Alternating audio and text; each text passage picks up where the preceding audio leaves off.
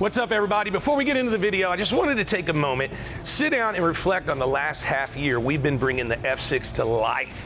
We're known around here for getting incredible builds done lightning fast, but giving my team the room to breathe and really take their time with this car has been more than worth it. If you've been following along this journey to build the F6, thank you for supporting us. We're incredibly proud and stoked for this car, and we hope you are too. I've got some big plans in the works for this car, so don't worry, you haven't seen the last of it yet. As is tradition at Gas Monkey, we wanted to mash together all our videos on this car and make one massive build video now that the car is done. That way, whether you've watched every single video on this car and just wanted to relive the action, or it's your first time seeing it, you can see it from beginning to end and how it came to be. Oh, and check this out. We have exclusive interviews from the Gas Monkey team throughout the video that have never been seen before that give more insight into what goes into bringing a six-wheeled Ferrari to life.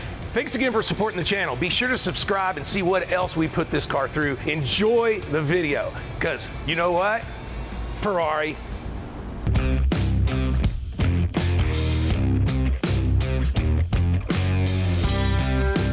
We've got to now turn this car that is sort of okay into the finished product that I and they had originally envisioned.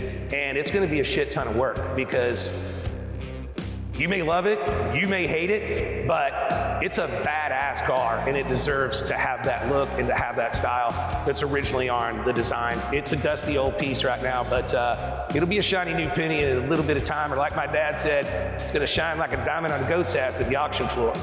Well, good morning. Why don't y'all come on down here and let me show you a little something. Is it time?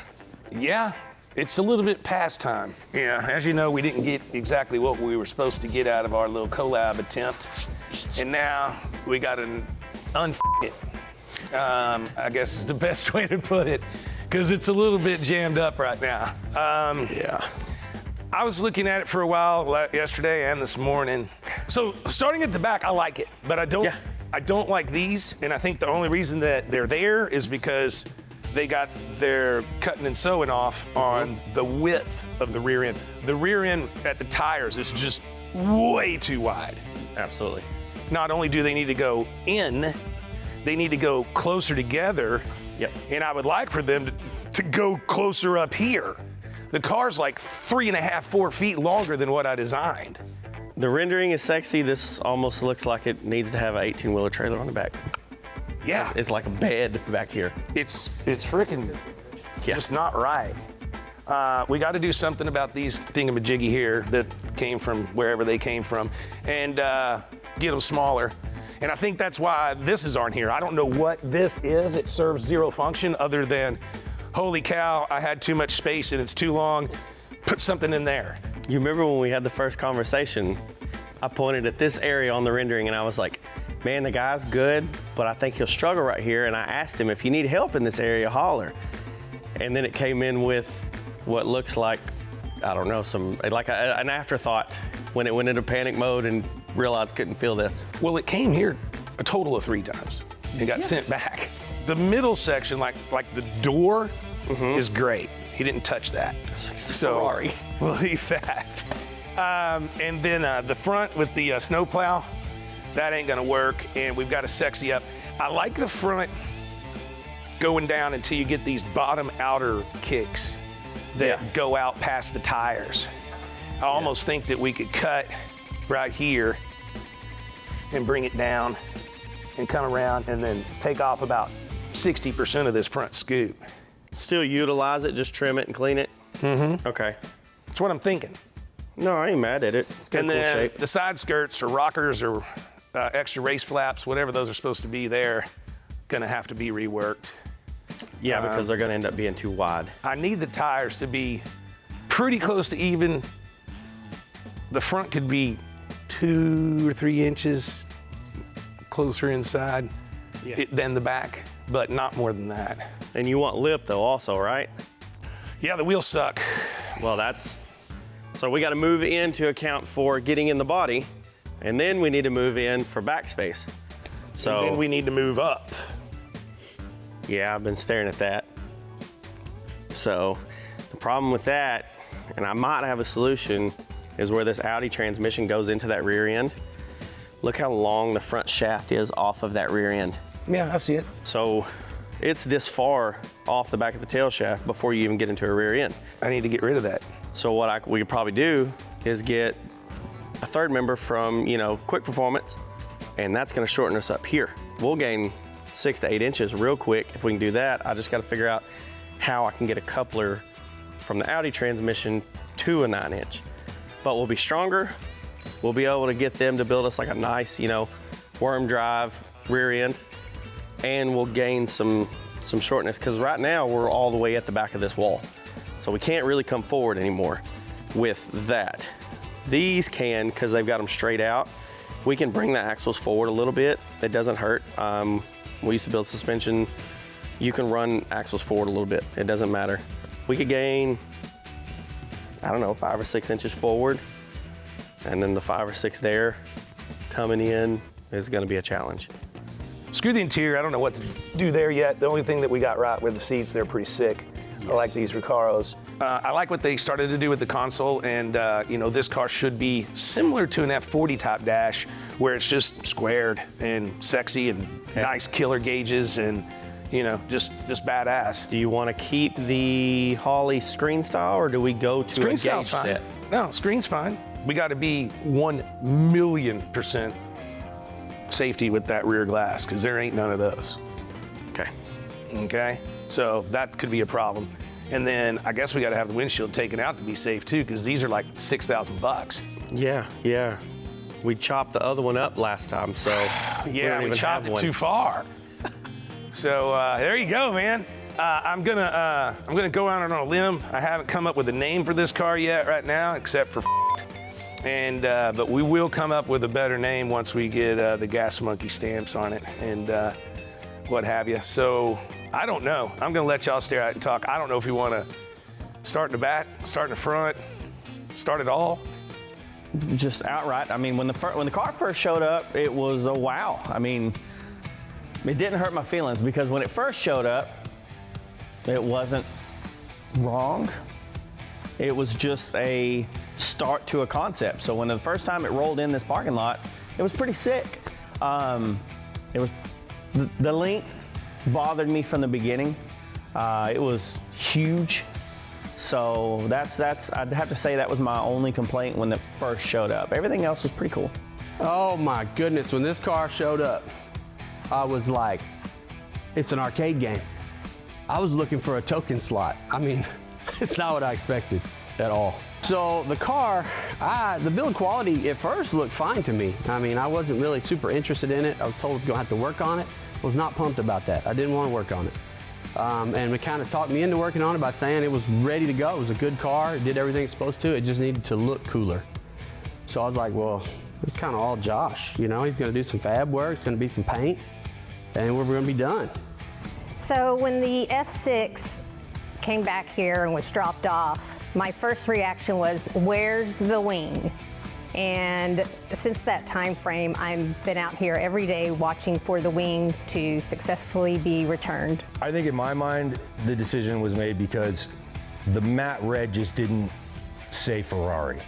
It was a simple red. If you did a metallic, maybe, but it just wasn't the right shade, and it didn't say Ferrari. It wasn't shiny, it didn't look luxurious, it didn't look fast, it just didn't fit the profile of what the car should have been.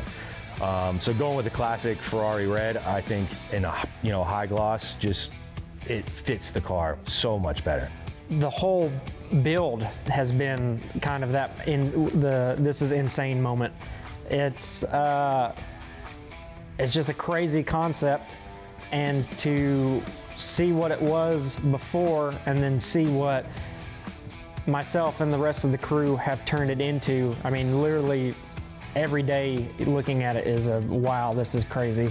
I'm the young gun here, and my first job here was working on the Sinister Chevelle. That was quite the culture shock for me. Never working in an auto shop before this, and then going straight to the F6. I mean, having just 2 back-to-back crazy projects it's crazy to me. First reaction is timeline. It's probably going to be way too soon to get it done. The hardest part's going to be the rear, so I say we get all that right, and then we start going from there. I mean, that's where your initial drawing look, that's where it is sexy. So That's I where feel it's like gotta that's go. where we need to focus. That's where the majority of the work's gonna be.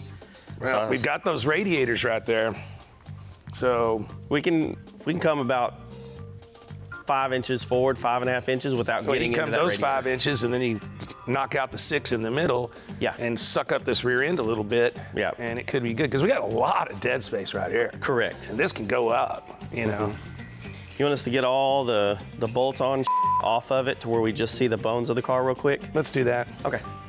All right. Well, there you go. One thing I need for you is to make a call to QA1 because that's gonna be a big purchase from them, but we need 6 of their mod shocks because those Is aren't there a gonna certain work. size? Is there a certain... I'll get the links, but those Just things tell aren't me what cheap. you want and I'll call up begging, and they are expensive. Here's where everybody's gonna struggle with this. They see this car, and yes, it looks cool. It's not horrible until you see what it was supposed to be with the rendering. The rendering, this area is very clean. We talked about it in our first meeting that this was gonna be a struggle to make all this match and look well. And you can tell it was, so they just went ahead and threw like some kind of weird air duct here. The wheel offset is massively off. They just hang out of here. So I'd have to say this area is my least favorite. Everything else, I mean, it looks great. It just, I don't know, this needs to be sexy. It's a Ferrari.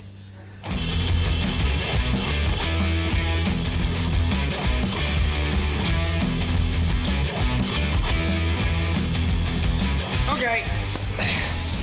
It's yours. No, it's mine now, huh? It's yours. Just walk up and gain it. Look at the underside, yay!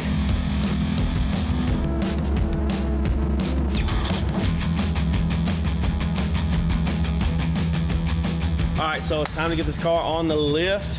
We're gonna get in there, get the frame table up underneath it, get it to where we feel like it's pretty square, pull a couple measurements, cut some feet, some standoffs to where we can actually position this car in the air on the frame table. Obviously, it's a lot bigger than the frame table, so get it on there and start cutting it apart.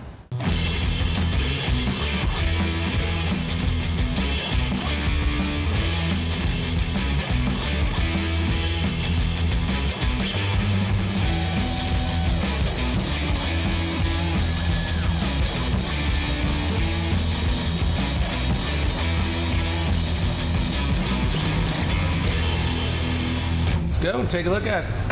I didn't wait all day for this. I mean, here I am, waiting on y'all like always. Go a little bit driver's side. Keep going. The further we get down into the bones, there's things we're finding that it's probably okay, but I wouldn't say it's to our level. Would you, Ricky? No. So we're gonna get it right. We're gonna slim her up, make her a little shorter, get the wheelbase all right, and then we'll start building the body panels from there and make it really sexy. And then we gotta find a painter. Our space is so vast that you had to text me to tell me to come back here. Yeah, well, Yeah. she got the A-arms off, and we're as far forward as we can go right now with it, cutting body. But we're already 3.5 inches forward from where we are, and now the axle's straight. So I think we can come forward another 3 inches, at least.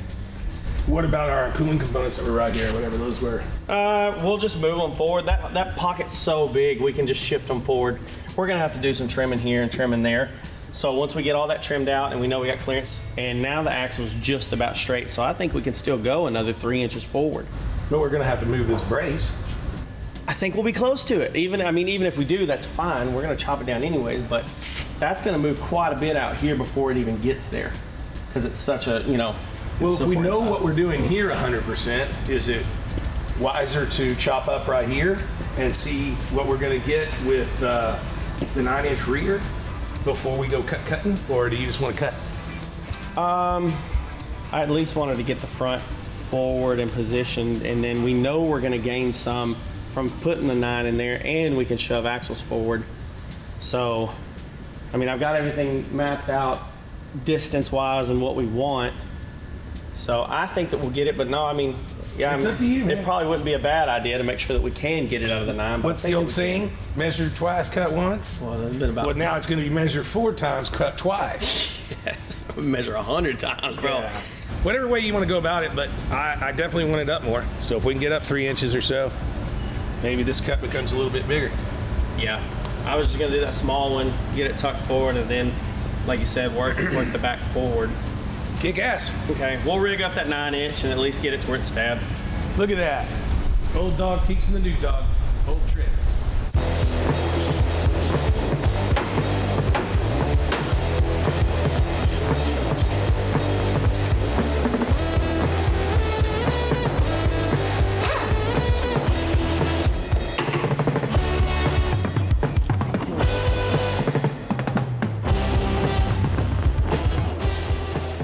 So first thing this morning, what we're gonna do is get this diff out.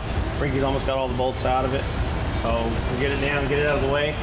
We've got a Fab 9 style RS diff setting over here. So we'll set it in here, get it mocked up, figure out where we're actually gonna land, you know, generally, and then we can start actually cutting this chassis and make sure that we don't go too far, too back. And then once we figure all that distance out, give Ashton a call over Quick Performance, get us a rear end on the way, and man, we're rolling.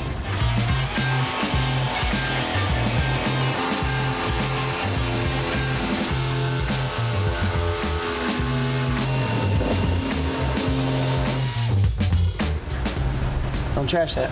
We're gonna need a template for the other side in case this works exactly right, right off the bat. That never happens, right? Now that's what it was supposed to be. That looks much better.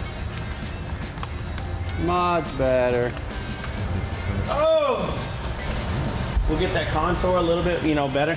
Like right here, we're still at an angle. So what I'll do is try to take and massage this a little bit more forward and then roll it back. But I just needed to get that out of the way, that way we can get it forward. I'm kind of liking where this is. I know our rendering has it way up here, but with, I don't know what imaginary motor was in that car, but we've got a big old LT4 and a massive Audi transmission, and I'm not gonna be able to get it that far forward. I might be able to get another inch or so out of it if we move some motor mounts, but I'm kind of liking where it's at. So now we just need to see if we can't swing these rear axles forward, get the gap that we want, get movement that we need. We don't need too much angle to where it ain't gonna move around and end up snapping an axle. So let's play with some wheels and axles, Ricky. I need sleep. So the goal of this is we're gonna get this motor mount out of the way. We already got the transmission floating. We got the transmission jack stand underneath the engine. We are going to pull the motor mount out of the way, lower our engine, and go forward. The back wall is kind of tilted, so what our goal is to come down and in against the firewall. I know it's not a lot, but if we can gain about an inch, inch and a half up here, it's gonna help me drastically back here on this Audi diff. One thing last night we learned is that our 9-inch idea could work other than the gearing of this Audi transmission. This Audi transmission's a 437, which is a really, really odd gear. They don't make that gear in a 9-inch. So after looking at every other option we could think of, we've landed back to let's just completely rebuild this Audi rear end. And now instead of gaining the space that we need out of the rear diff, we are going to pull it down and forward with the engine. It's just a mess, bro.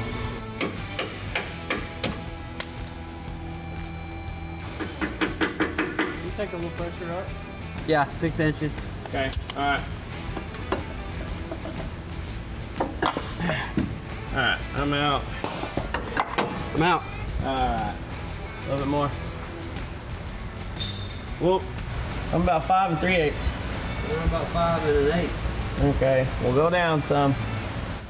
Talk to me. Come on. Come on. I'm at 4 1/2. Where you at? I even like the angle on the motor better now, dude. It was like skyrocketing. Okay, now let's try to go forward, I guess. Okay, let's find pry bars. I'm worried about so many things. Pulling that diff off and seeing that it was full of oil and water and rust, it makes you a little worried because it was supposedly brand new and rebuilt. So now we got to wonder if the transmission's that way. We poured oil or drained a little oil out last night. Looked fresh, but It also was just straight gear oil in there. You gotta wonder how good this engine is because we already had to rebuild the supercharger. So got it all pressure tested. The supercharger's good now, but there's a ton of worries. We just got to go through and get it all mechanically sound. Right now we're working on getting the motor down and forward. That way we can get the look right also. So we got to make sure that we clear this back wall with our throttle body. So we're gonna get a 90 on here and put the wall in and then start moving forward and down. As we come forward and go down, we should gain. Mine and Ricky's biggest concern is that the fact we have to make this that $1 million Ferrari, you know, it's got to go turn a big number at Barrett. It needs to be that, not something just thrown together to look funny and cool. It's actually got to perform. It's got to do everything perfectly to hit that big number. Right, here we go, in position. Going down. Come on. Whoop. All right, come forward. Try to push the back and I'll pull this. I'm way towards the driver's side with the tail. Yeah, I feel like it. We are 1.25 on this side. Ryan, see if you can measure it. There you go, between those two gaps. Right at an inch. Getting like 4 1/16. So we've dropped 2 inches, right? Yeah. And we're forward 1 inch. Yep. Come on. Oh yeah. All right, now that this is back in, Ricky, we can try to come forward a little bit more. Dang, bro, you've been filming me bald? Yeah, man, it looks good from this side. That 2 inches we went lower really allowed us to come up forward without any problems. Okay, well, I mean, we want to try to come forward that extra inch we got? If I get this rear axle 2 more inches forward, dude, that's all we was really needing. Think about it. Well, I feel like unless we go down a little bit more, we're just not gonna gain that much, because from here, in between that top beam. I bet you can't see it right because you're on a bad angle. I've got every bit of 3/4 to an inch. Yeah. We can come down another 1/4 inch and be clear. Yeah, exactly. All right, well, let's try to go forward first. Wonder if it's this fucking axle right here that's causing me to come back. I think it's our jack. Because I just moved mine crazy. I'm pretty far right now. Yeah, I just pushed the jack and I'm almost 1.5 inches. I am 1.5 inches. Good rule of thumb when you're setting your engine, if you don't know, a lot of people will. You want to be setting at about 4 degrees. That's it's just a solid rule of thumb of where you want to be when your engine's in, carbureted or fuel injection. Everybody gets to arguing on that shit, but we got to move this cross member. We got a drain plug issue. We'll come down and set it on it. Okay. Whoop. I'm gonna put a little bit of tension back on it. Sure. There we go. All right, Ricky, I'm gonna move the jack just a little bit. Tell me when we're at 4. Oh man, it just landed there. Solid, bro. Awesome. We're still daylight in between the firewall. We need to move this cross member anyways, so we can bring it forward. That'll clear the drain plug and put our cross member mount back on. We need to move these mounts forward, and we need to move our motor mounts forward, so. Those go 1.5 inches forward. Yeah. And then we get those bolted back in, we can make our motor mount solid. Yep. This can stay in place, and we can kind of, you know, check mark to it. It's already going backwards, so we can just jot back a little bit more, and it'll be good. Okay, so like we got some measurements done. Now we actually get to do some cutting and fab work on this chassis, so it's exciting because we spent a couple days now trying to figure out what direction we're gonna go. So I'm happy that now we can start hacking this thing up and we know where to put it back. So we're gonna get after that and we'll check back in a little bit. I think all of us are getting pretty excited to see this car starting to take, you know, the shape it should have. We've already changed the motor mounts. We got rid of these, and we went to a pretty cool little thing. Check this out. Those motor mounts weren't bad, but they had a star on them, and I was like, you know what? I like what he did right there because people are going to be looking in here. But instead of using a star, we used the Ferrari shield. So a little bit cleaner mount, a lot nicer, a lot smoother, and then a Ferrari shield on the outside of there, so when it's painted, it's going to look like it's there. Man, this thing's cool, but I mean, we're already starting to take shape. That's about where we're gonna be. And then of course we haven't cut the rear in yet. I'm just sliding this panel like forward, trying to eyeball it. Richard was actually here a while ago. He's been out sick. He got to see what we've done. Me and him were kind of eyeballing this, but I mean, dude, you can see what we've already, just that little bit. I mean, we're 10, 11 inches right there. And right now, believe it or not, we're in there. Our axles are in the car, they're there, but it's just a lot of axle angle and we're really wanting to go drift this thing. I'm having to cut this because we're going so much further inboard with tires. If you notice now, we're almost flush. We should be like, yeah, look at that, boom. So we're gonna be inboard. We're gonna be inboard right here, and then the rest of it, it rolls in. So the top tire is gonna hang out a little bit, bottom tire gonna hang out a little bit, really look cool. But the problem is, where we're wanting to be height-wise, it went up and it was hitting all this. So what I'm gonna do is take this straight and then go down and try to start slowly taking this back until it radiuses really tight on the wheel. Once I get that in there, I'll bring the back forward, figure out where it's gonna go, get it all radiused right, and then I'm gonna make the filler plate like in the rendering that actually covers here. Just give it like that Ferrari finished look. So Richard came in today for the first time in a while. He's been out sick for a couple days and he's already starting to dig it. So he's pumped, we're pumped. Got a few things to figure out up in their motor still. We're gonna take that throttle body and weld it up, but Ryan likes it.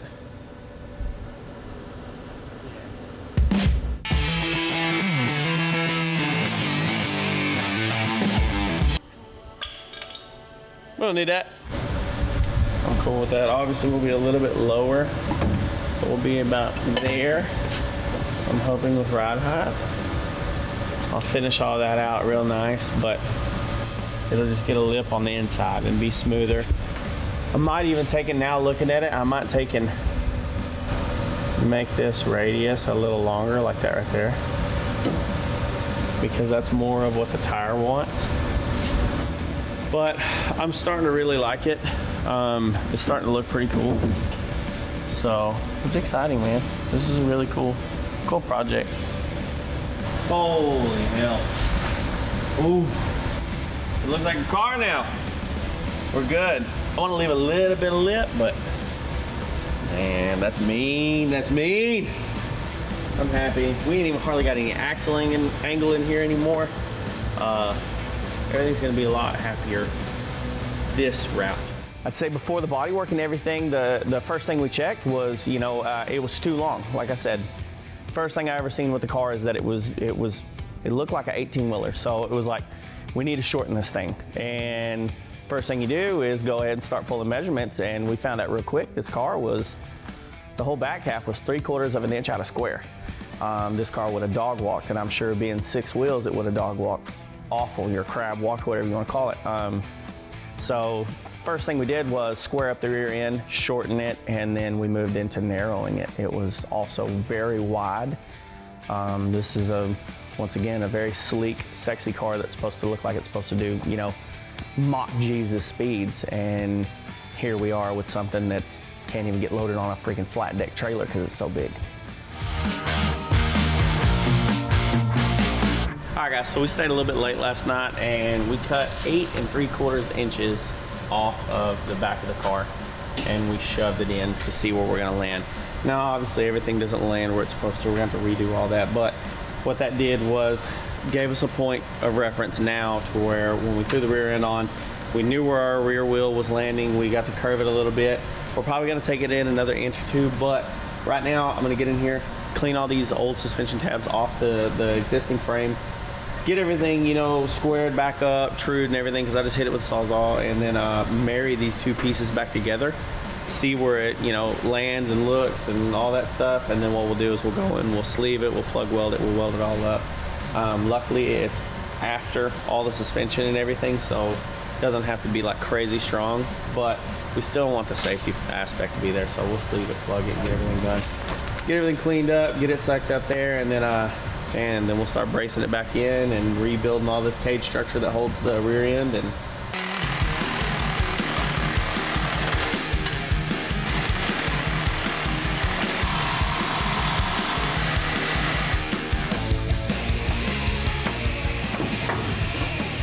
right, let's go to the table with it.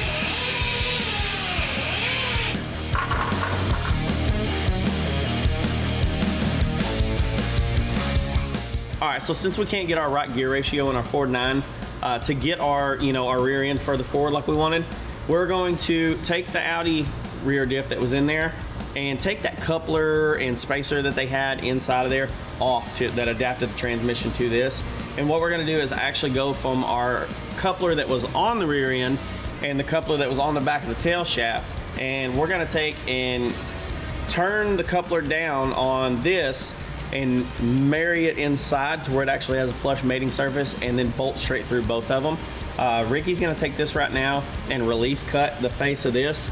I'm gonna go over here to the lathe. I'm gonna turn down the coupler to where it will set inside of the coupler on the transmission, and we should gain at that point probably another inch right there. So every move we make, we're getting a little bit further forward and a little bit, a little bit more down, a little bit further forward. I'm getting pretty excited. I don't know about you, Ricky. No, it's gotten better.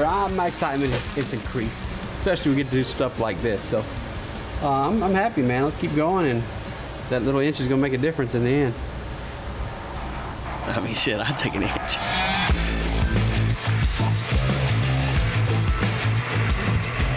Let's get off here.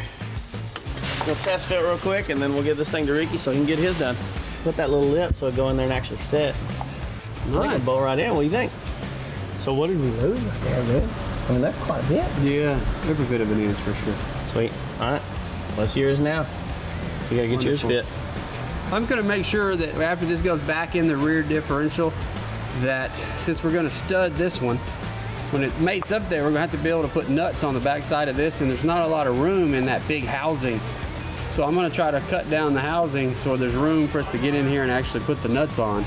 Because before it had 2 adapters, and there was barely enough room to get a bolt and a nut in there. So now we're even closer. So I'm gonna have to take some of the material out of that housing to be able to get the nuts on these studs that we're gonna put into this hub. So it's gonna be pretty cool because we're gonna have studs and nuts instead of nuts and bolts.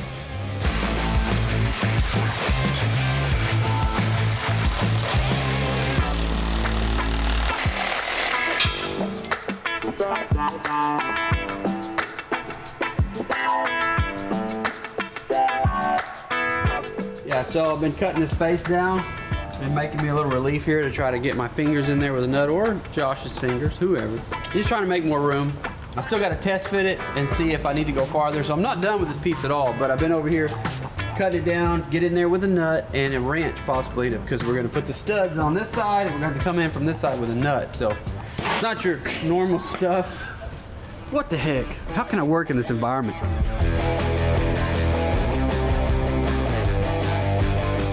Okay, so I don't really want to take any more out to take away from the strength of the piece, but I can definitely get a nut up in here now and get it tight. But it's going to be tricky because we're going to have it. We're going to have to put the piece on, not all the way, leave a little bit of gap, get each nut on and started, then let it pull the differential all the way on as we tighten them. So we're going to have to turn it and do all of it from right here.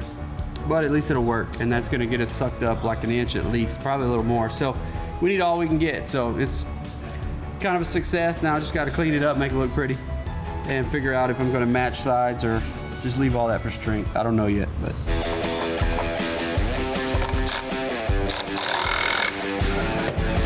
There we go. Can be done.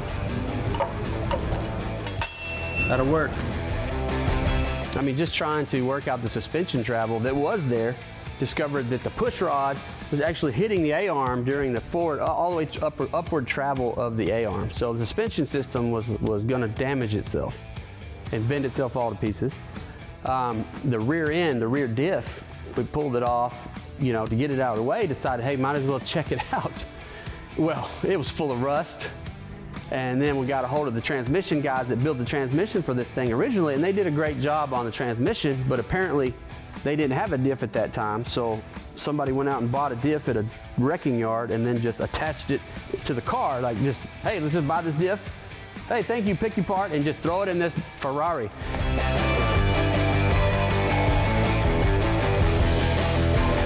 We took a little bit out of the frame.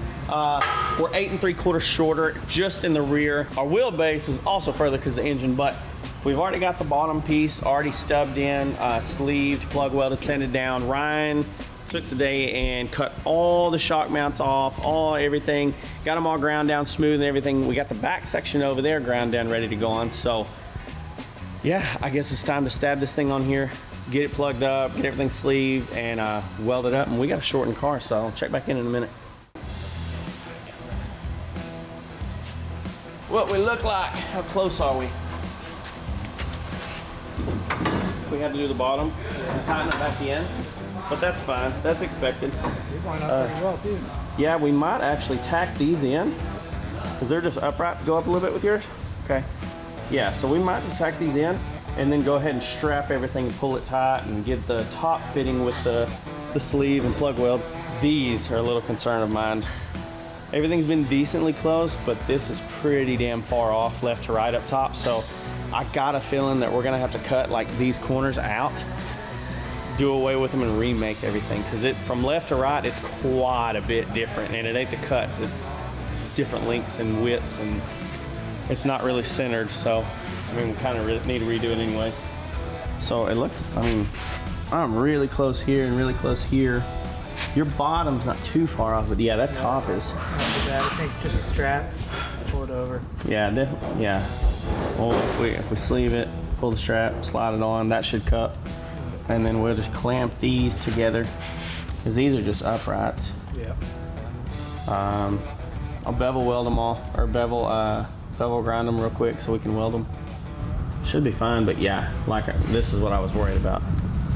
Jesus, bro. My side actually lines up halfway decently. Mine does not. But say yours is at a country mile. At least let's get these runners on, get all this straight, and then we'll check square, make sure everything in the back stayed before we weld it up. We'll tack it. And then, I don't know, dude. We might have to cut this whole freaking back off.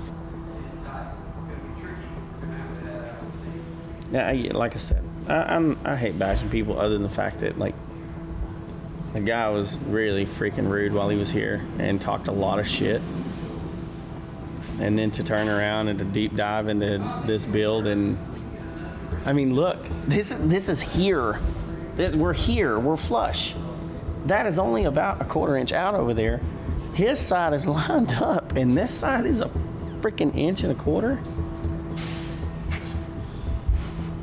Dude, that's just crazy. Kids, if you want to be a fabricator, learn how to read tape measure. Man, this back feet made it. It's all y'all in the front, okay? Okay, pick up on the back. Hold on. All right, come in. All right, pick up a little bit. A little bit more. Oh, no, too far. There we go, stop. The wrench made it a lot easier. Back up, right there. Pick up. Put your side. Don't move.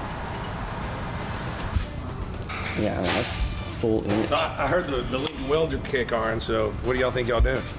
Well, we're starting to get everything set back in and get ready to fully weld it in, but you remember when this was getting built and we were like, well, you had a level the whole time. I've never seen a tape measure. So this lines up right? This one's really close. That's really close. That one's a little bit off. His top's even off, like, or close. Well, that's a little bit off. Is it gonna work the way we want it to? Yes. Do we need to rebuild it? I don't care. Whatever we gotta do to make it fucking badass. No, we can, dude, we're going back. It's gonna be safe. Everything's structurally sound. Everything's good. We did bevel grinds. I mean, it's all great. It's gonna be good. It's just, I mean, honestly, at this point, we're chasing. So we're gonna have to probably cut this structure off and move it. What I'm guessing is that the car was never square body-wise. But, you know, when we're done, it'll be good. I know it will be. So get you some of that, guys and gals. Start with the tape measure. It's the best tool in the box.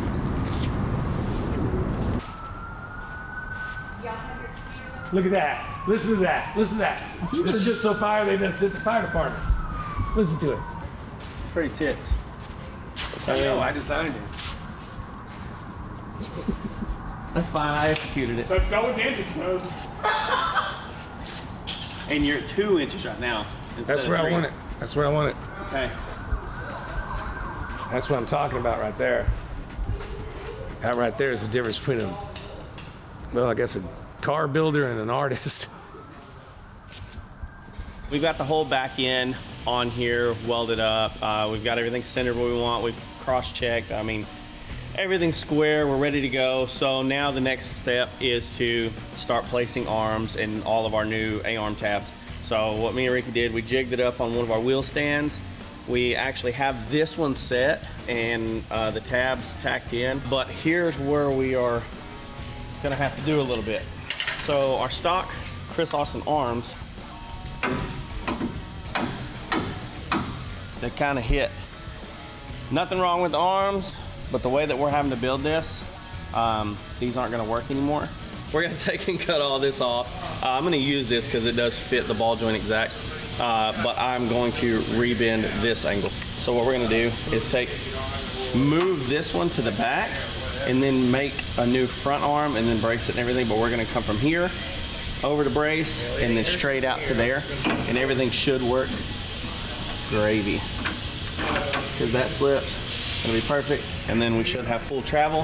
If that works, rinse and repeat it 3 other times, and we've got suspension all the way around. Then we got to get these axles shipped out so we can get new ones made that has a little bit more pivot to them. We're probably gonna go to a drive shaft style. Everything's rolling. Ricky and Ryan are working on getting the new throttle body design done. We're gonna turn it up and go up into a plenum above in the roof. Finally, we got some momentum going.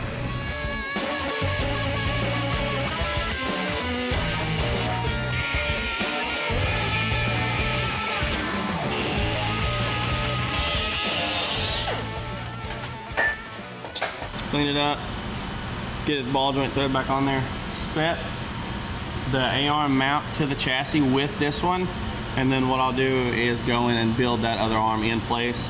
We'll check pivot, make sure we're moving good. I think it's gonna work, Ricky.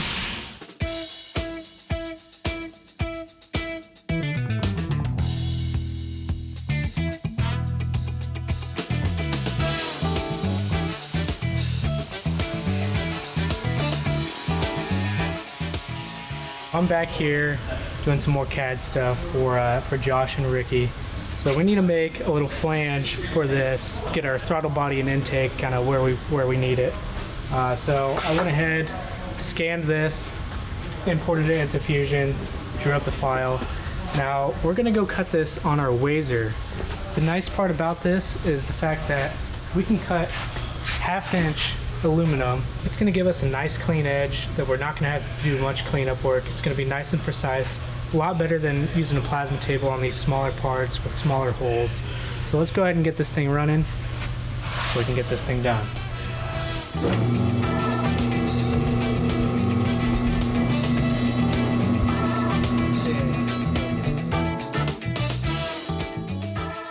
Top arm's in, bottom arm is in. I just pulled the axle out, but we got the length. We got to get it shipped. But we have travel. With the suspension on where it was, Ricky measured it. It was around 3.5 or so inches of travel, and now we're way more than that. So got plenty of travel. We got the arms where we want them. We got movement every which way we need. So everything's good. So next move is come up here to the front, get these arms in, get this wheel freaking spaced correctly, ship the axles out to get the beefy ones made, and then just duplicate to the other side. So we're rolling. Got the front splitter off. Rich is gonna come down here and show what alters you want to make. Alters. Here I is. Almost like it was planned. What, I get it marks a lot? Yeah. What, you want my signature? Oh no.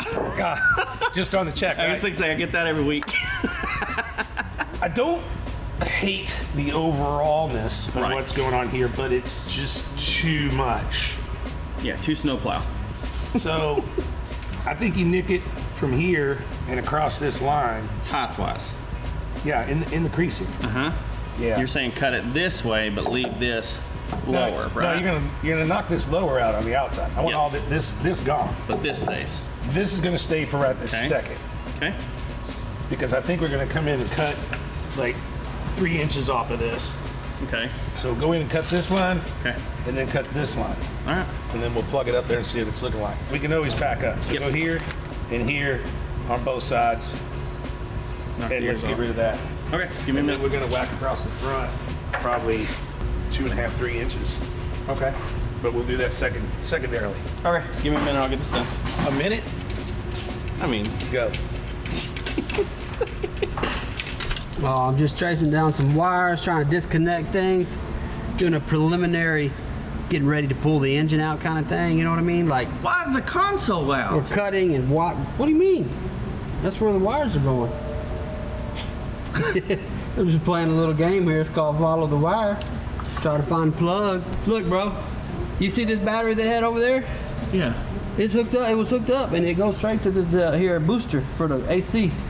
We got an AC booster got an on an AC AC booster. compressor? AC booster after the compressor from a battery. Are you sure that's what that is? I don't know what it is, but it's in the AC line, so I'm gonna call it an AC booster. You don't know what anything is.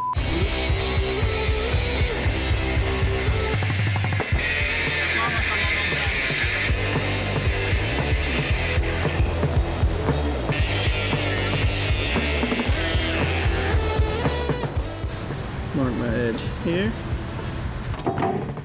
Over, straight edge it, cut it all over again. And by the power of TV magic, it is gonna look like I did in 1 minute. Richard?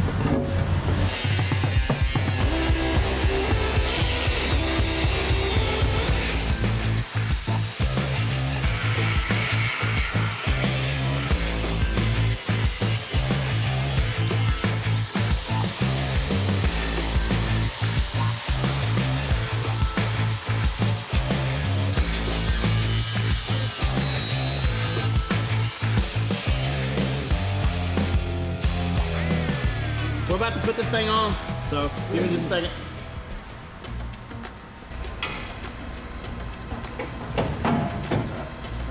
Oh, hold on, right here. There it is. There we went. I think what we're gonna end up having to do is make the piece Uh-huh.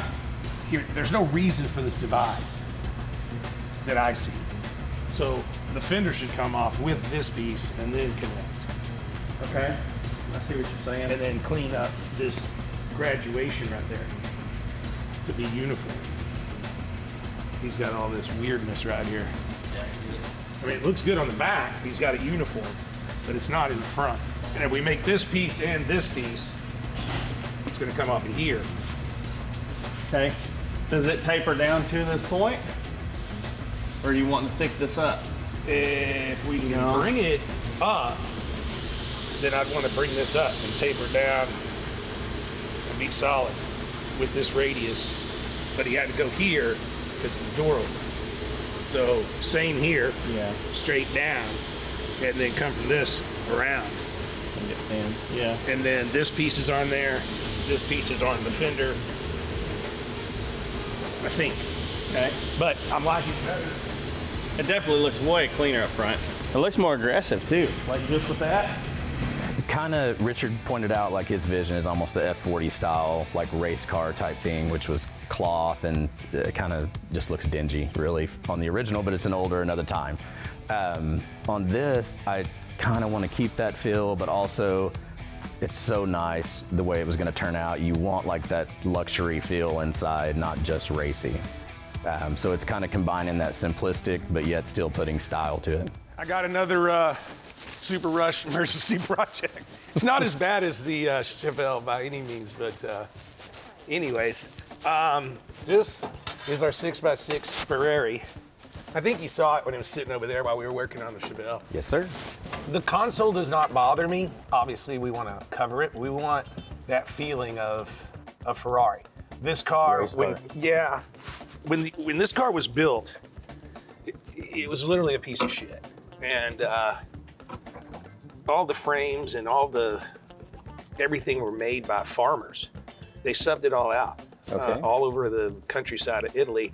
So you might have 500 Testarossas, but they were made by 8 or 10 different farmers. and they didn't have any jigs really or anything. They just read the instructions and stick welded it together. So we've changed all that, obviously, and it's a much better car now. But I do know farmers. I do not need that. What I need though is killer carpet. Okay. The carpet we used in the Chevelle was nice, but what is this? This is like a cheap version of Wilton wool, almost for the roll style. Oh, really? But I think it's like a cheaper version. But we can get Well, any this of is that. Ferrari. This carpet? I think so. I think they redid this. See, that's not Ferrari stitching. I don't remember. So we're just gonna go carpet, Alcantara, really badass stitching, and then you've seen the seats, right? Yes. The dash is gonna be, it's gonna come out like an F40 dash. If you've ever seen an F40, they just come out straight. They are boxed on the front and go underneath. So do you want to do mostly leather, like black leather, and just keep the seats the only red kind of in there? Or? I do. And then just do red stitching? Yes. I Okay. want to follow this stitch pattern. Do you want to try to put the horse in the, just utilize this and put the horse in there and embroidery? Not on the seats. I think the seats are perfect as they sit. Okay. And I think if we go all black, I guess leather? Yes. Do you want to utilize any of the red in a simple manner from the suede in there, just to give a little bit of a? I don't. You I want want to the use black seats. suede, or I just, want the okay. seats to just be like, bam. I got you. And then everything else is Alcantara black and black leather with red stitch. Okay. I really think that's the route to go. What do you think? Just build our own armrest and everything, just to have some sort of something. Does this car gonna have AC? Yes, it does. Okay. So we need to build our thing, and we need to find those black flappers that the F40 used. That's what I want to use on this. 4 on top and 1 over here on each side, or however we want to do it. But that's the way the F40 does. It's basically the black flapper, and it's either open and pointing, it swirls, and that's it. So that had carpet originally. Yeah, and it was a Okay. different shape too. We're just gonna cover it all in leather. They've got this part up here painted on the insides here, and then they laid carpet just on this triangle and across there. So Are we going to carpet up the back wall on all these pieces Yep. and stuff? Okay. we'll carpet up to here, and I think we just leave the black that they've got done, leave it like it is. Okay. All right, man, that's what I got. Thank you. Always. Work with Josh, if he ever gets to work. He's just been standing around since I got here. That kind of stuff is difficult because you're on a timeline, but you also have to, certain things have to be done and put together for you to see how things are going to line up. So it's just like I guess the process is you just every day it's a little bit different. You can do one more piece or start another. So.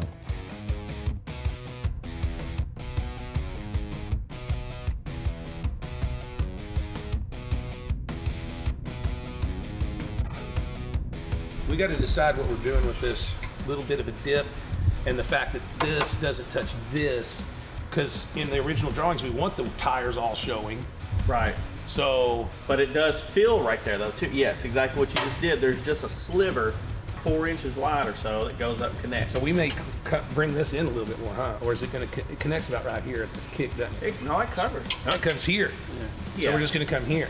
And there's no reason. This is something I was looking at 3 days right here. What do we think about that piece? Because it doesn't hurt my feelings, to tell you the truth. I like the style. The big and gut? it's staying down. And if we come up out of here with our wing, Right. It's a cool I line. think it's a good look.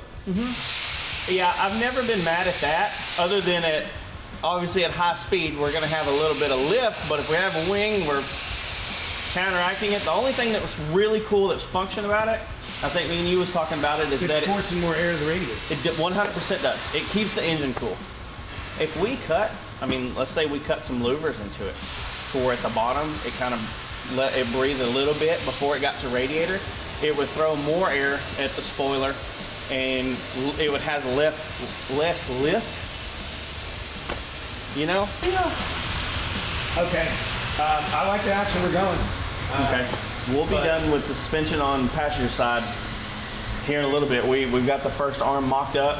We've just been cleaning frame rails, cleaning all the shit off there, cleaning the Bondo out that's everywhere, and that's all the rest of the grinding is going to be when we pull the engine out. Okay. But we don't want to do too much.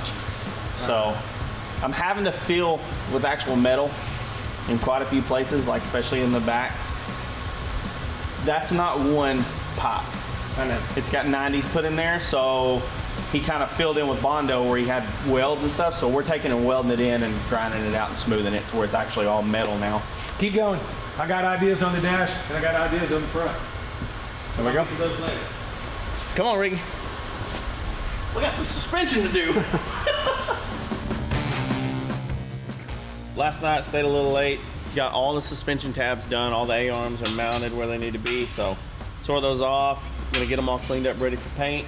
Right now, me and Ricky are working on relocating our transmission tabs, our transmission mount. Ryan made a new plate, so we're gonna take the old mounts, move them to a new location because everything came forward, get it done, and then the next step really is transmission engine can come out, and then we can get in there, grind, clean frame, get everything welded, cleaned up, whatever needs to be done, and have an open area to do it. Once that's going, we're gonna jump inside, start working on the intake plenum and getting all that built. We got the front splitter we need to get cut. Got a lot of stuff going this morning. And Richard hasn't got here yet, so we're gonna take advantage of that.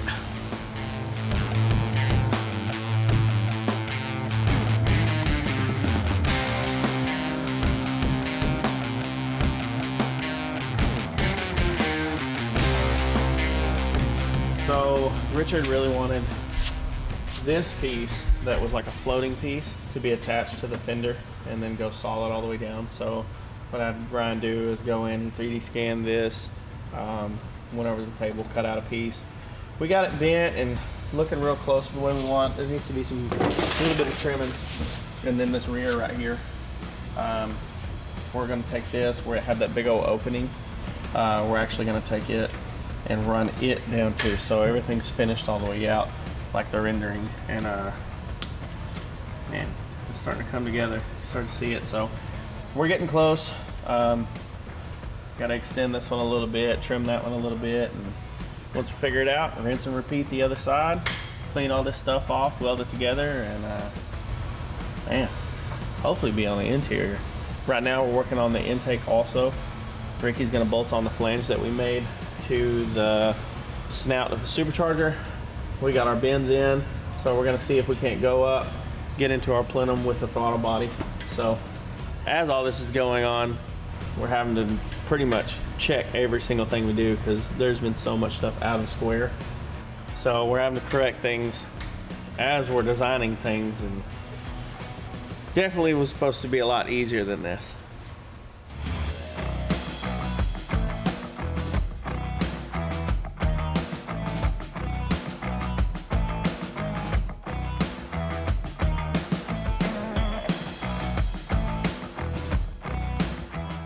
All right, so we're diving into the front end, trying to get everything tied in, and everything was great driver's side. We moved to passenger side, and Ricky's like, hey, we got a massive problem. So far, what we're measuring is the wheel opening itself is about a half inch, maybe more, difference from left to right, and then the valence to bumper is, what'd you say, 5/16. So as easy as this should have been to just trim things down and customize, there's so much shit on here that is just not the same left to right. I mean, that's a frustrating part that, like, I talk to Ricky about all the time, is true fabricators can take something and mirror it, you know. So that's the hardest part about fabricating, is matching something that you've done before from left to right, and it is a constant battle so far in this car. So yeah, I guess the whole reason for talking about it is, yeah, that's more time added to us, right? Y'all love that stuff. So more shit, man, more shit, but we'll figure it out, won't we, Ricky? We have to. What a way to start a Tuesday morning. In order to fix it, I mean, we got to go in and like cut this front valence now, get it into where it's supposed to be. We'll have to take and figure out the arch and opening from this passenger side, since it's bigger, and bring it to the driver's side and actually open the freaking opening on the driver's side now, which makes sense because when the front driver's side wheel was turning, it was getting close and the passenger side wasn't, so I knew something weird was off. But even his fender extensions, this one is more angled to where this one's more straight down. So, I mean, it's just like the rear. we had to spend 2 weeks correcting shit on the rear before we could even get rolling on what we needed. And I feel like we're a solid 2 or 3 days trying to correct shit in the front now, just to get to the point to where we can open. Ricky just found something else. I just seen his face. What, Ricky? Yeah, so I just found out too, also, we got a 1/2 inch in difference from our point here to our point here. Is that a 1/2 inch more? Or is this a 1/2 inch more? This one, that one's a 1/2 inch more over there. So this is the one that's more straight down, and that one's the one that's rolled up. When I remember when it rolled in, I was like, the fender's rolled up. So it makes sense. We probably need to cut that thing and roll it down and make it to where it's the same, and then it'll match. Yay! What did Richard say when we first started? It's just adjusting some shit. We'll be all right. We'll blast this thing out. What we've mocked up here, John, is we're going to get rid of this piece that attaches for no reason, and then this piece attached to that piece. There's no reason. This is all one piece of the fender, and it comes down. We've already cut several inches off of this and 5 inches off the front of the snow. And it's made all the difference in the world. And that big old fucking thing. Stupid Frankenstein, like you said, look at you. And then in the back, when it attaches, these are the back pieces. We've got this, which we like. They go on the rear of the car. That does. Yeah. This does already. Right. This is one piece that I actually like that he did. We're gonna do the same thing right here. But kill this bottom piece. But we're gonna, where it looks like it's floating yeah. like that. And we've got to raise it a little bit because this one's higher than this one. So when we glittered, are we going to bring the strippers over We're to not blow the glitter? glittering. Right. Okay. Can you believe this guy actually blew glitter? He glittered it. So, But we got a wheel problem. We do have a wheel problem. And the wheel guy said he can't get it here in time. no, all the wheel guys said they can't. I mean, not only was it just SEMA and it's PRI this weekend, but then it's also Christmas holidays and New Year's holidays. The tire will sit about here, so you get this meat look from here and what have you. So we're really digging it. We're working on changing it to a flying mirror. That was my That's next the way to question. go. That's For a- sure. I want the You flying do one mirror. side or both sides? Flying One mirror side. only had one. One side. Yep. Yeah. You know, it says right here too, objects in mirror appear to be losing.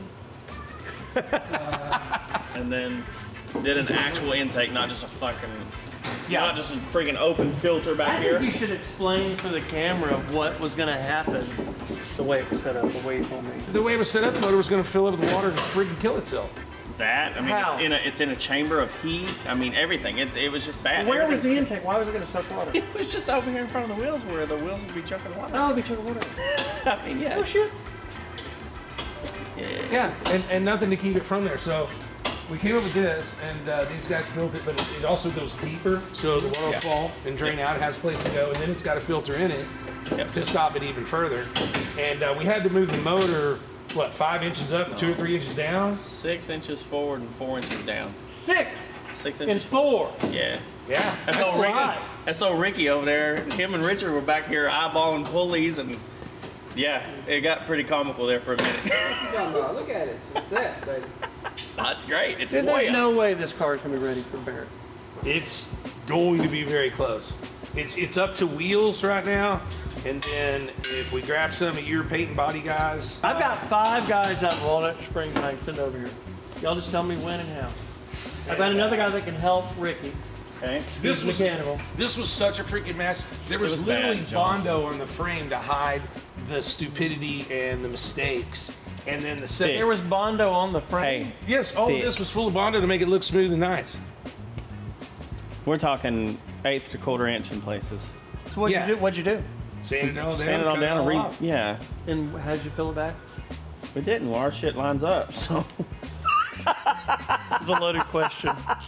I mean, I still got a little bit of finagling here because everything's straight and we didn't cut this off, and you see where it was supposed to line up. And The ass end of the car, the very back, So- which is off, is pretty much the only thing we're keeping.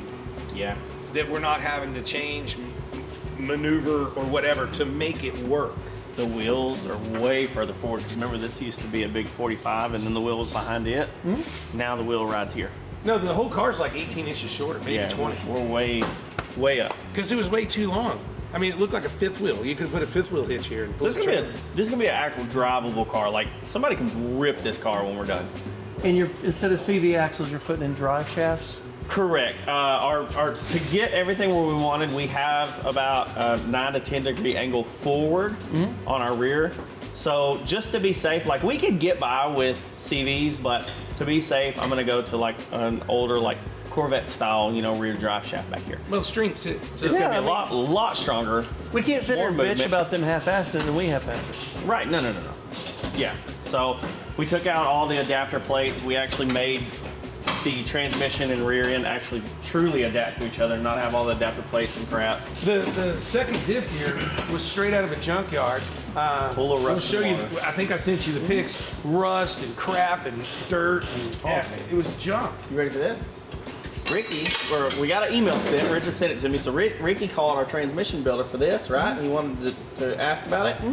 The guy in California that did it for us in a hurry. Yes. That thing has 411s in it. He changed them out. Okay. This rear diff is a 437 rear diff. Well, then where would it have popped? It would have cracked somewhere. Oh, it would have grenaded that rear diff. It would have just, Hopefully, it would have been the diff and not the transmission.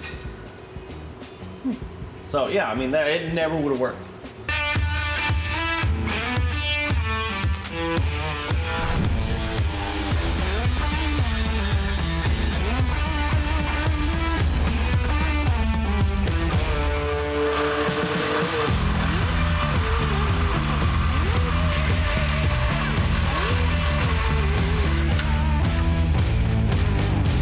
so that's looking pretty good.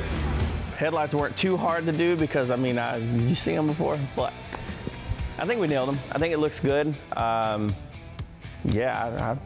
probably one of my favorite parts of the car. I really like the front end of this car. I like the headlight setup. I think it's mean. It's very different. Yeah, I think we nailed that. That's what I want. We got to follow this line. Yep. If you look back at some of the old Ferraris that have an amber or a yellow, and that have a regular white driving light. Okay. So I'm thinking if we go Pia, and I want to use Pia. I don't want to use any of this knockoff stuff. Okay. Yeah. So I think that this is about what? Where's your measure? All right, I got it. About 5. Okay. So I think a driving light out here, So a big driving light. a little bit bigger than this, Okay. but not a lot, but a little bit here, and then a white one, just like this one. White, yellow, big bright white, but we got to use, what's that weird thing they call it? Certified. Yeah, I don't know. I know what you're saying. Yeah, But so it's a Pia's got DOT. one that's a regular driving light. Yeah, DOT. And then I want to run big ones here, like a couple inches in, right up in here, squeeze them up as tight as we can get them. So small yellow, small white, Big white. big white, and big white.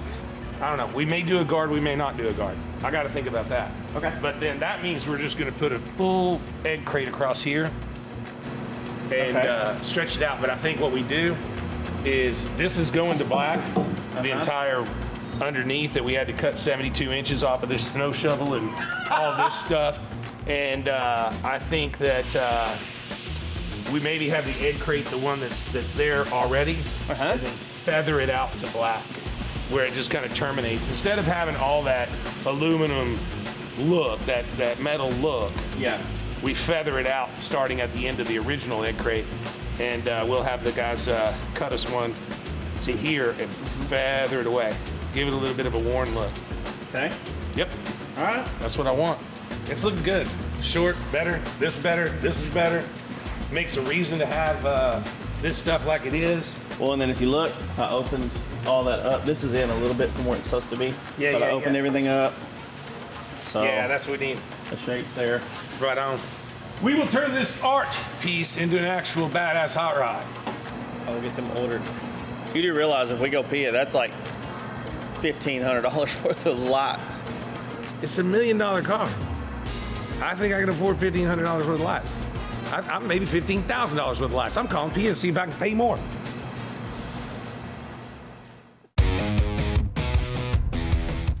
All right, so came in yesterday for a little bit. Got the engine, transmission out on the ground.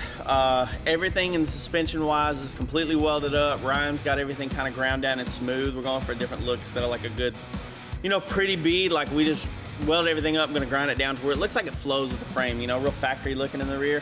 That's almost done. I've got Richard set down for a headlight design finally. So making these headlight pockets, gonna get them in here. Fenders are extended. I mean, we're finally getting some traction on this thing, dude, and getting moving. Now we are actually able to make moves on the stuff that we need to make moves on, you know? So, car has to be right first, and then we'll make it pretty after. But I think we're moving in the right direction finally. I think moving the engine forward wasn't really a necessity. I think that was the racers and me and Ricky.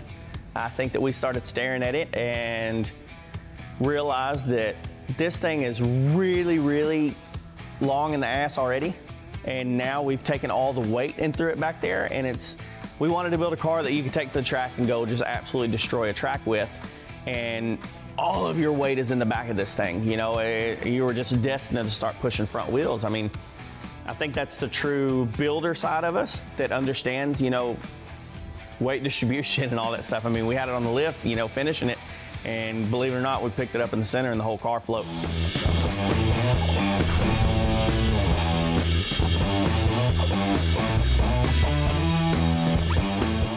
All right, guys, so we're knee deep in it today. We've got John Clay's twins out here. They're in the back right now, double teaming the chassis, getting it all sanded down.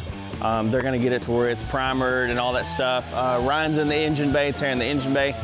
The frunk engine bay. Ricky's pulling all the suspension off. I'm finishing up these front fenders. I think a good goal, it's Tuesday, so I think a good goal would be going into actual paint by Thursday afternoon, Friday. So fingers crossed, that could really put us ahead of the curve, because that would leave us about 2 weeks for reassembly. So I think we're on the right track. We are still pushing it really, really close. It's gonna be tight, but fingers crossed we can keep doing this. Quit bothering me. So building the wing was pretty difficult. I had to scan the entire back of the car, and I 3D modeled it, and just kind of, we had to play around. And Richard's very visual, so we had a couple test pieces cut out that needed a few tweaks, and then we landed on that. So I mean, I think it turned out pretty great. So, and Richard's pretty happy with it. What are we looking at, man? Chunk it up there, Ryan. Chunk it up there, Ryan. Let's get freaky. Go, yeah, right about there, a little bit back.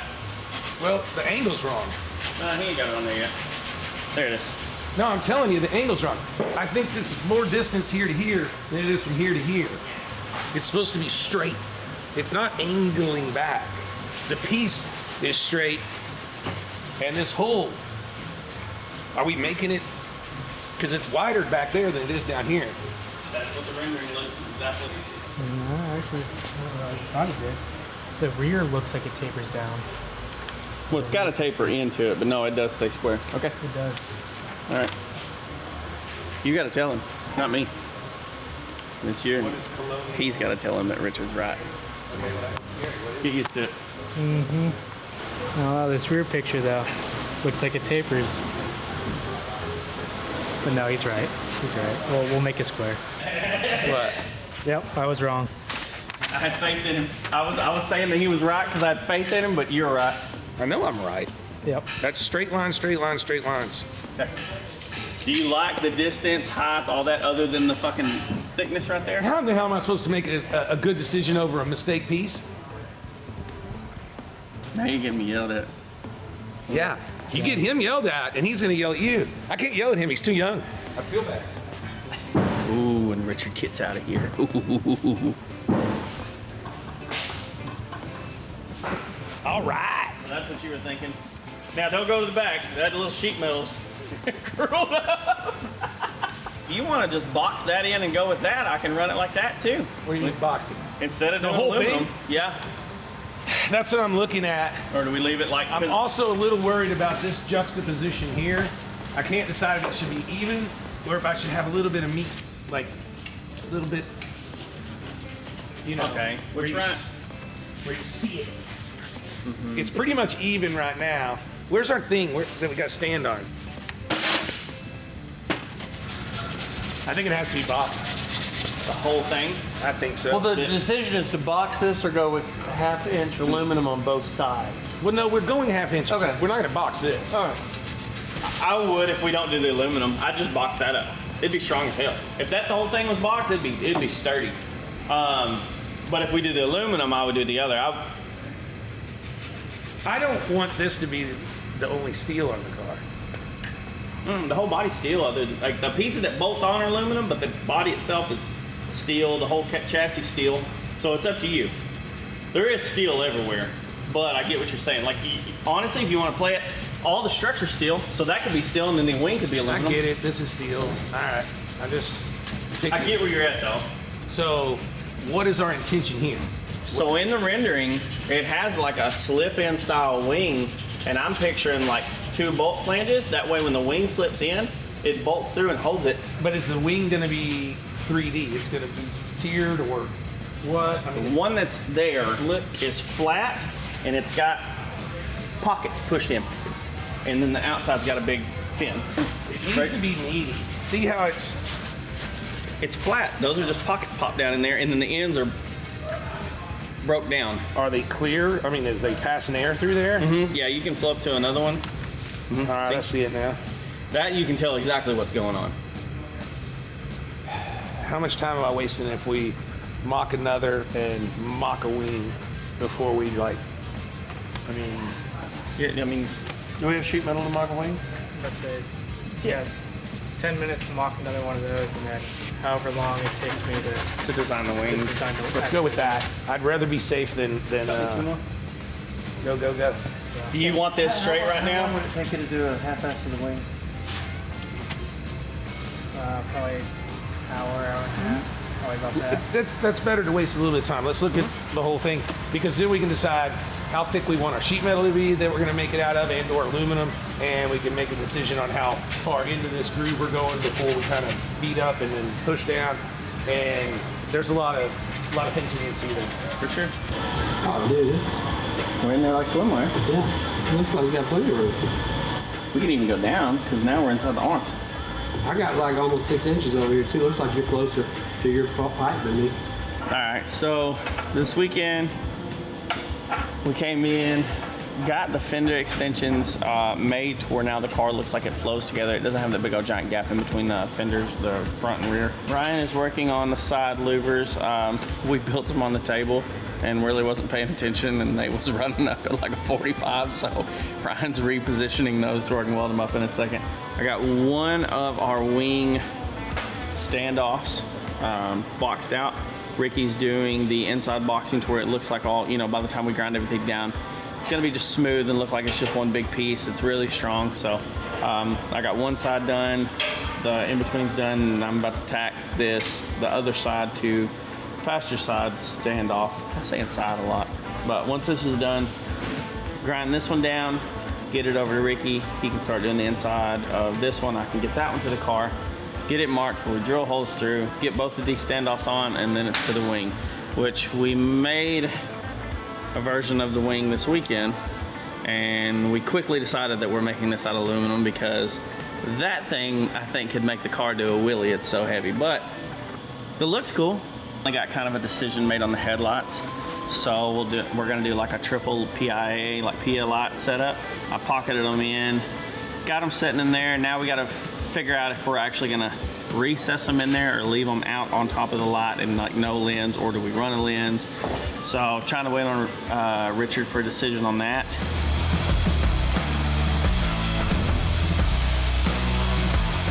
Quick update on the wing. As you can see, we're still about in the same spot as what we were earlier. That's because we have changed our mind. The thin aluminum, it's lightweight, it's sexy, and it's pretty strong, but I don't think we want to bank on pretty strong. So what we're gonna do is go back to what we've made everything else out of, the 3/16. It'll bend, it'll still be lightweight, it's all aluminum, it'll look sexy. Starting over. We got time for that, right?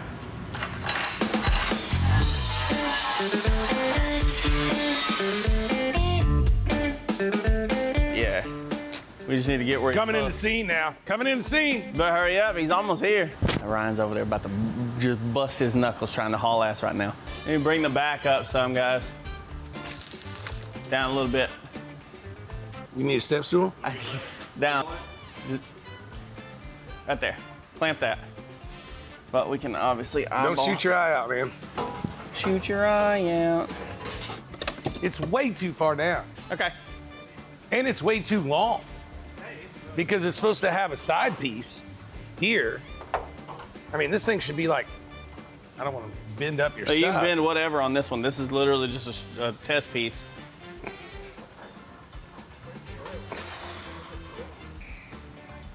Rich, I kind of like what you just did with the kick. I know. Why did the kick look cool? Because that's what we're talking about right there.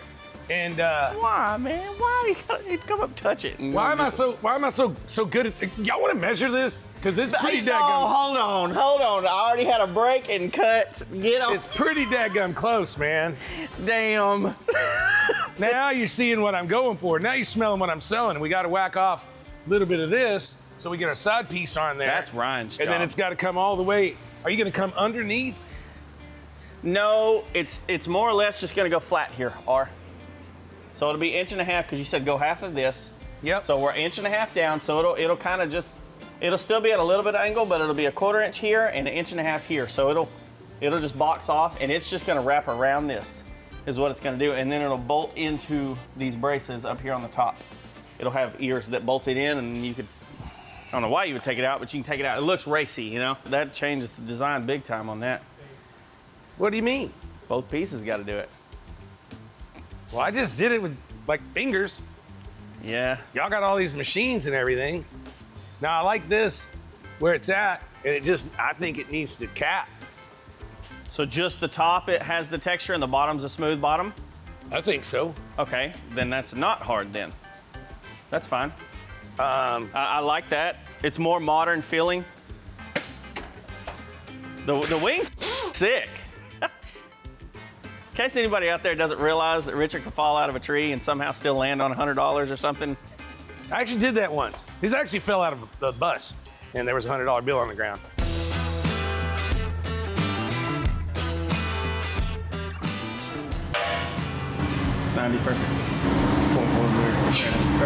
So it's been pretty nice. John Clay sent pretty much his entire crew over here to help us. We got the twins, thing one, thing two. And then we got Mike, which is their shop foreman. So it's been really nice, especially being down, Kenny and Mike now. It's been nice having some people over here. Twins are knocking it out in paint right now. Mike's been helping us get all this done, so we made quite a bit of progress right before the break. So everybody gonna go home, get a couple days of rest, enjoy Christmas, and come back and hopefully have some motivation to keep going. So, because I think everybody's over this car now.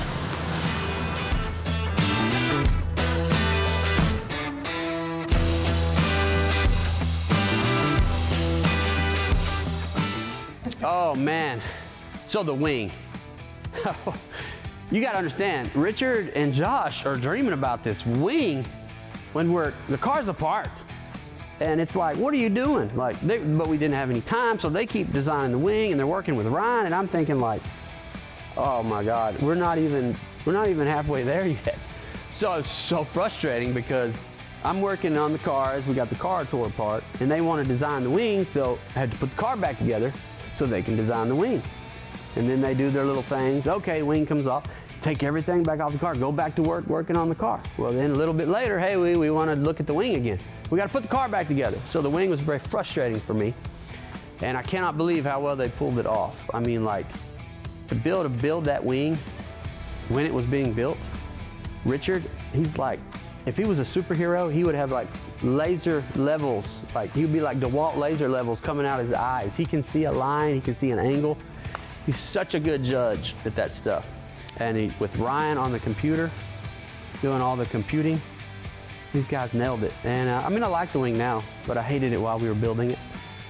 So as soon as I saw the renderings on the Ferrari F6, that's when I knew that this wing was going to be the piece. That was going to be my project. And then another project that was very significant, I think, was removing the George Foreman grill out of the dash. So we made it a little bit, more stylish, more Ferrari-esque, more exotic, just simple.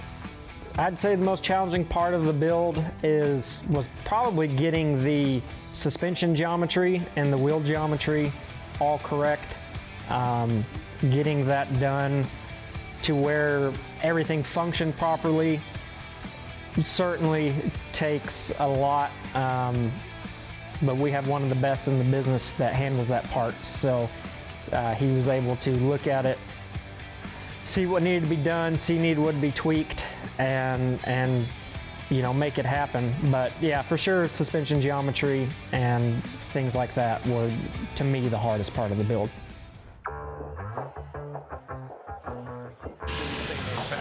They're all the same.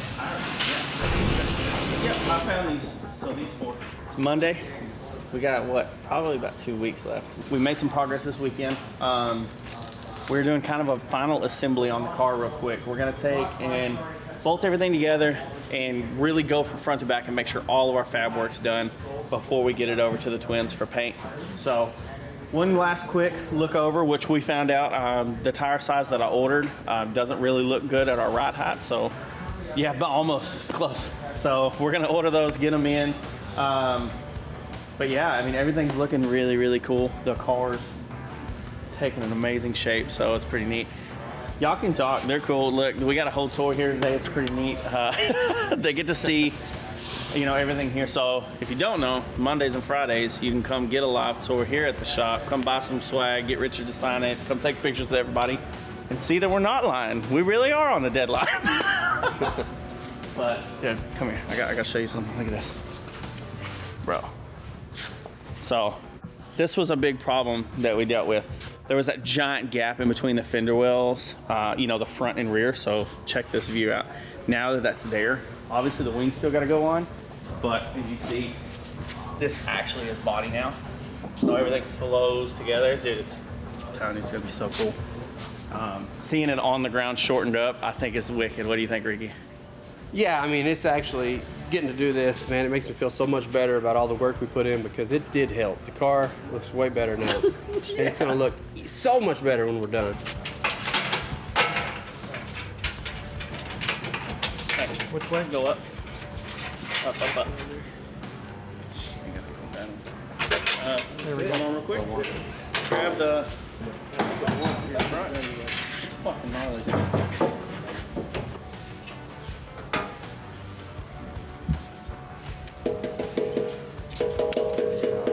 Give me one, Ricky. Okay, that is level though. Physical. I'm touching the right. Okay.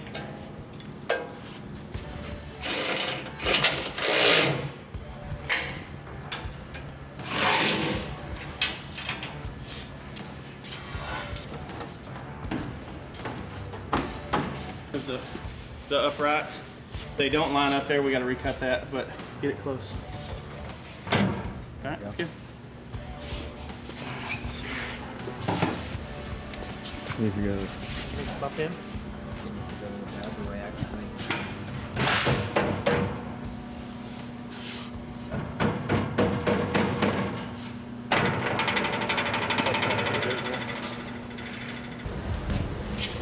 I think the angle's too much.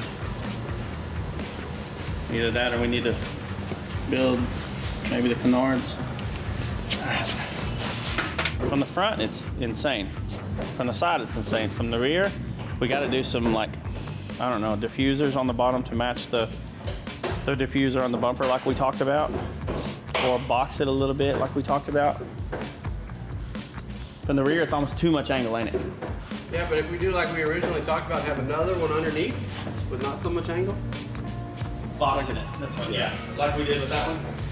Yeah. Yeah. Or we do the diffusers hanging off the bottom of it to match there. Because like that's what me and Richard were talking about, was like bringing this like the same as those, lining them up and having diffusers off the bottom that were, let's say, come out flat and come up. And then we still need the caps on the ends, obviously. Just in the front and in the rear.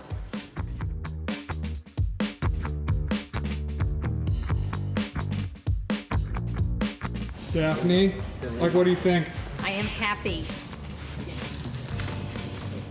Coming together. Think we stand a better chance now of making money? Yes, definitely. Now I didn't know how to explain the other thing that it was for a moment there. Yeah, no, it's way sleeker. I'm ready to see what the twins can do. Get this thing gloss red. It's gonna be freaking awesome. Then the magic happens. The people that everybody think, or the thing that everybody thinks is fake, we both put the car together in a week. Exactly. Hey Ben, what you doing next week? Come up here and help you put this thing together. There we go. Anybody else want to come help? It's a party. Let us know. There it is. Now you notice. Yeah, I think we have greatly increased the value of this vehicle. Holy shit, that's what I asked Dad. I was like, do you think this makes money now? Yeah, I like it a lot. Okay. The only thing we still got to tie down is, do we box the wing or do we put the diffusers on the bottom of the wing? So we're gonna get some food. You think on that, right? I can do that. Yeah. Freaking dope. So during these really intense builds like the Ferrari, I get to see a lot of behind the scenes. I get to see Richard's genius creativity, although we don't always call it that, working. I get to see the morale and the work that goes into it, just the whole manual labor process on the mechanics and how that affects their morale working 24/7, 7 days a week. And it's a little bit difficult to try and manage that along with the budget that continues to increase on the expense of the F6.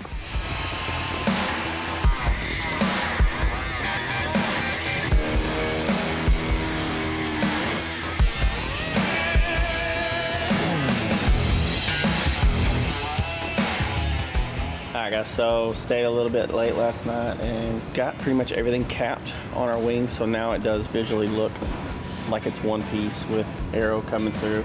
You can see I'm going in and welding and smoothing right now to where everything will flow. I'm gonna get it as close as I can to looking, perfect before I even give it to body, but once they get on this thing, it should look like it's a whole, one piece wing that's machined out. So turning out pretty cool. Been pretty fun building it. We don't really get to do a whole lot of big fab like this much anymore, so got a little bit more welding to do in a couple spots, do some grinding, and then it's off to paint with that. But I know the twins have already got the front fenders going and body down. They're working on the doors and the rear fenders coming out of the deadline, but it's going pretty good.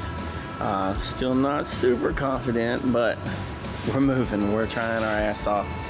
Richard added quite a bit of work yesterday. He had Ricky cut the 7 or 8 foot long, we're calling them side steps, running boards that were built. So we cut them down to where they actually look nice and small. So once I get done with welding this, then it's to the car, welding those on, getting it all ground down. And unfortunately, I'm the only one that can weld aluminum here. So got a fun couple of days coming. Okay, so what was interesting too is Richard, he actually just came back here and ran a pinstripe line of where we needed to cut them.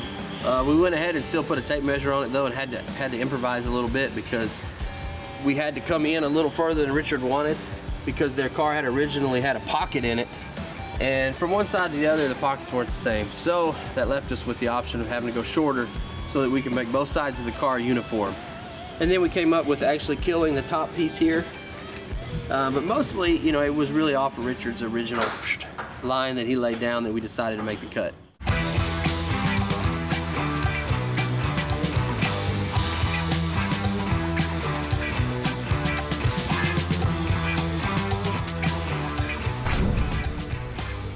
Okay, so originally Richard wanted the PIA lights, our headlights out here kind of mounted, and we got him to step away from that, and we were able to actually get them back here, and we decided to recess them in one panel, and then we're gonna have another bezel that's gonna butt up against it. So this here will hold the lights. I made this yesterday, and I'm gonna weld it in here to mount our lights, and then a bezel will go on front. And this is what it's kind of going to finish looking like with a front bezel piece that I don't have yet.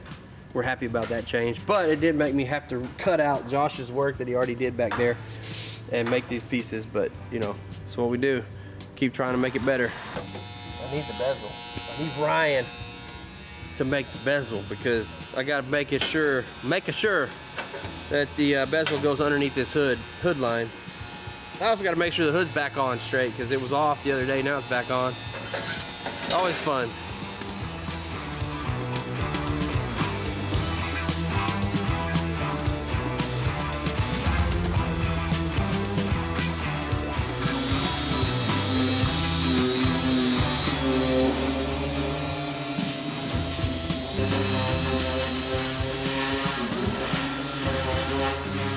All right, guys, so one thing that you've probably seen is that we've had like 2 or 3 different, you know, variations of this wing so far, and it just keeps changing every time we come back.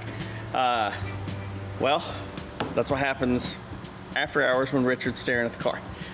So what we want to do is really make this thing stand out. That was the one piece that we all agreed was missed on the original car, and it just has to be perfect. I mean, it really stands out on this thing. So what we did is, man, we were just building them and trying them, building them, trying them. Nothing really stood out. Our first one was this one. We got about halfway through it, and that thing is so heavy it feels like it could pick the car up. The shape with it going down like this, yes, it's like that in the rendering, but kind of didn't really didn't look that good. So we had it out of aluminum laying there, and they were bent down, and then that's when Richard walked over and bent these ends up. Turned out really cool, but obviously that ain't gonna work. Now we go to the final rendering, whatever we're gonna say. We got it going. I'm really liking the shape. It's heavy enough to be sturdy. This car will actually be fast, so we want it to be strength, or you know, structural strength. So it's thick enough to be sturdy. It's also aluminum, so it's, you know, it's on the lighter side of what you would think it would be. I just got through grinding here after welding and smoothing out these pockets so we actually will get airflow coming through the back of the car. Pretty cool looking. It is boxed, so it's got some beef to it. We're still needing to do the end caps. We've come up with a design on those. We're gonna take in the side of that front valance, how the shape of that is. We're going to make it a little bit smaller, transfer it to the back on the edge of the swing right here, but we're waiting on that till we get on the car, really look at where we want to place it on the end cap. So I've got a little bit more welding on this thing, a little bit of grinding, and we can transfer it to the car, get it on there, figure out how we're going to mount it, and then figure out those end caps. So lots of trial and error, lots of wasted sheet metal, a lot of time spent by Ryan. Thank you, by the way, buddy.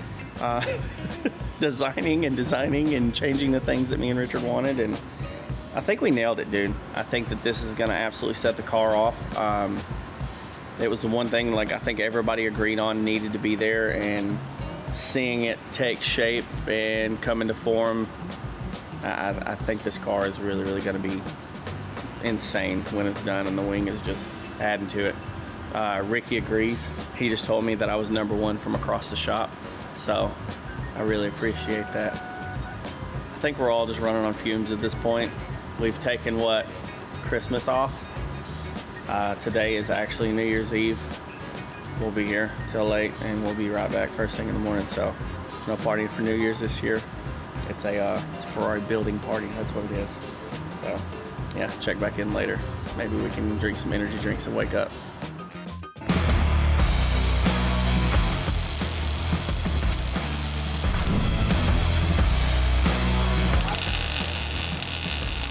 All right, guys, so the time has come. We have got everything pretty much where we want it. We're gonna get this thing over to the paint booth side and get the entire chassis, all the suspension, all the stuff like that done in the satin black. Hopefully by the time they're done with that, we can get it back over here, get the suspension built, and then Mike Curtis over at Curtis Speed and Equipment, dude, he knocked some freaking wheels out. I cannot wait for you guys to see it. Wheels will be here late Wednesday, and we can get those bolted on. Really check all of our fitment around everything And then, dude, it's just blast off. The rest of the car is getting painted. So right now, chassis, I think we'll probably all hands on deck over there helping them sand and getting things ready. And then, dude, just start blowing this thing back together. We're running out of time. Are you under it with your jack, Ricky? Is that the reason why it can't sit in front? Probably. I shouldn't have any, but just a tiny. You didn't until you started lifting, I'm sure. All right. I got 1/4 inch, half inch. Man, it feels like I'm off. Is it? Yep. Might push a little bit. Good. Solid. All right, let's.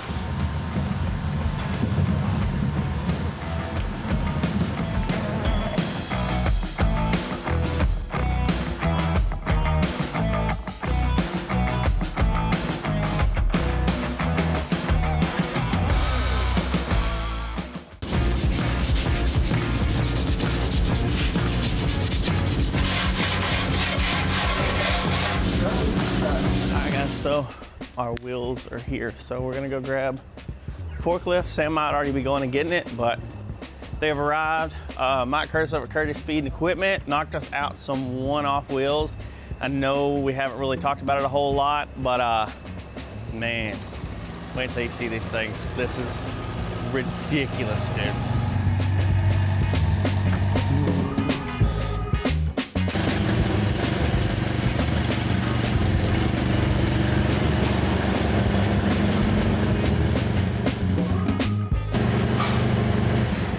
Better move is that Rich is going to be back from his doctor's appointment and John Clay will be here later. So what we'll do is just leave the wheels in the box and just let the anticipation rise in the shop, because I know that everybody's wanting to see them because they're lining up over here. So I think it's funny. Are you serious about waiting on Richard and John Clay for the wheel? Yeah, it's their money. Guess I'll put my razor blade up. We came in, check on a little progress. We're looking at, they got the rear chassis all high built. Everything looks pretty good. They're gonna bring it back out, sand it down, go over a couple more spots, and then we'll come back in, do another set of primer, sealer probably, and then paint. So hopefully we'll have this thing back on our side by the end of the day, start fabbing up suspension, putting it in here, not fabbing, fitting up suspension, and we can get this thing, we can make sure everything clears before they start painting body panels and everything. So we got our wheels in today. We'll get the tires mounted, and man, we can actually see what this thing looks like on the ground. So. What's up? Yo. I'm back from having my tubuses cleaned. How did that go? They feel fresh. Yeah? Clean? Heck yeah. I can whistle through them. It's like you feel where y'all's money, right? You just gravitated. Yeah, These are expensive. This dude, they're super expensive, but this dude bailed us out. Look, Ricky popped up. Look at him. Ricky popped up. He's been trying to open these since they showed up. I know, you guys open everything. Y'all look like kids at Christmas time. I mean, we have 6 one-off billet wheels right here. Pretty cool. 6? I don't think they're gonna be one off for very long, because I think there's gonna be a lot of people that want these for their Ferraris. You think? Well, They look pretty Ricky, good. you ready to go? I'm not allowed to hold sharp objects yet. Easy, easy, easy. You know, I'd love to give the guy a plug, but I hate for anybody else to know about him. Get it, Ricky? Wait a minute. There's 8 boxes in 6 wheels. No, there's not. I sent 2 wheels to him to get correct measurements. Yeah, we had to send the wheels for the spindles, and we sent a spindle too, I think. Yeah, we didn't have no time. I mean, there's no time for mistakes, so it's like here. You said if they drop the ball on this, we're out. Yeah. We can't make it. So this looks smaller. Now, the wheels are real ungodly expensive, but overnight in this pallet, I don't even want to talk about it. But, oh, Ricky, come on, open it. You're worse than my old lady. I'll let you open it. Oh, hell yeah. Jeez. That's a front wheel too. So that's a little guy, believe it or not. Yeah. That's a little guy. So we did the flat for the front, remember? You wanted Yeah, the flat. but I got a lip. I didn't have any lip on any of that car. Right, so we nailed both of those, flat and a lip like you wanted. The rear is the one that I'm excited about. The rear big time. Well, where's the rear? I've always been an ass man myself. Is this concave or convex? Dude, it's concave. concave. 40, I don't know what it is. That's concave. So you got lip, concave, you got massive depth. Holy cow. I didn't get quite as much lip as I wanted, but I get it. It still looks. God. I'm gonna have Charlotte take a picture and go from like gloss black, flat black, satin gloss. We're gonna play with the differential because while I like them like this, I don't think that the chrome or the polished, whatever you want to call it, fits what we're doing. We gotta go black. That's what's in the drawings. And I think that we fail big time because there's no other polish on the car. These wheels have to be a black combination of flat, satin, and gloss. Okay. And they'll be the only gloss on the car. So it's gonna be minimal. They will stand, no matter what, this is gonna stand out. I mean, look at them, that's crazy. It's perfect. Yeah. It's so I know we got a minimum bid of around 60 grand now because somebody's gonna want the wheels. These are freaking badass. I need to figure out where we're going with powder, whether we're going Josh or are we gonna do Zach, because Zach, the new painter, I don't know if you talked to John about it. Thing 1 and thing 2. No, Zach did this. Zach did this. Now, obviously, we're having filter problems and we haven't got it fixed yet. That's real. There's a little bit of trash in here. But that's straight, no buff, anything. That's straight spray. That's show car paint. Yes. So it's got a little buff. Okay. It's no not buff and not wet nothing. sanded. There's not much buff and wet sanding to do. Yes, so there once is. that's, I mean, there is, but not compared to normal. When this car is the way we envisioned it and the way we drew it, I don't know if I want to sell it, John.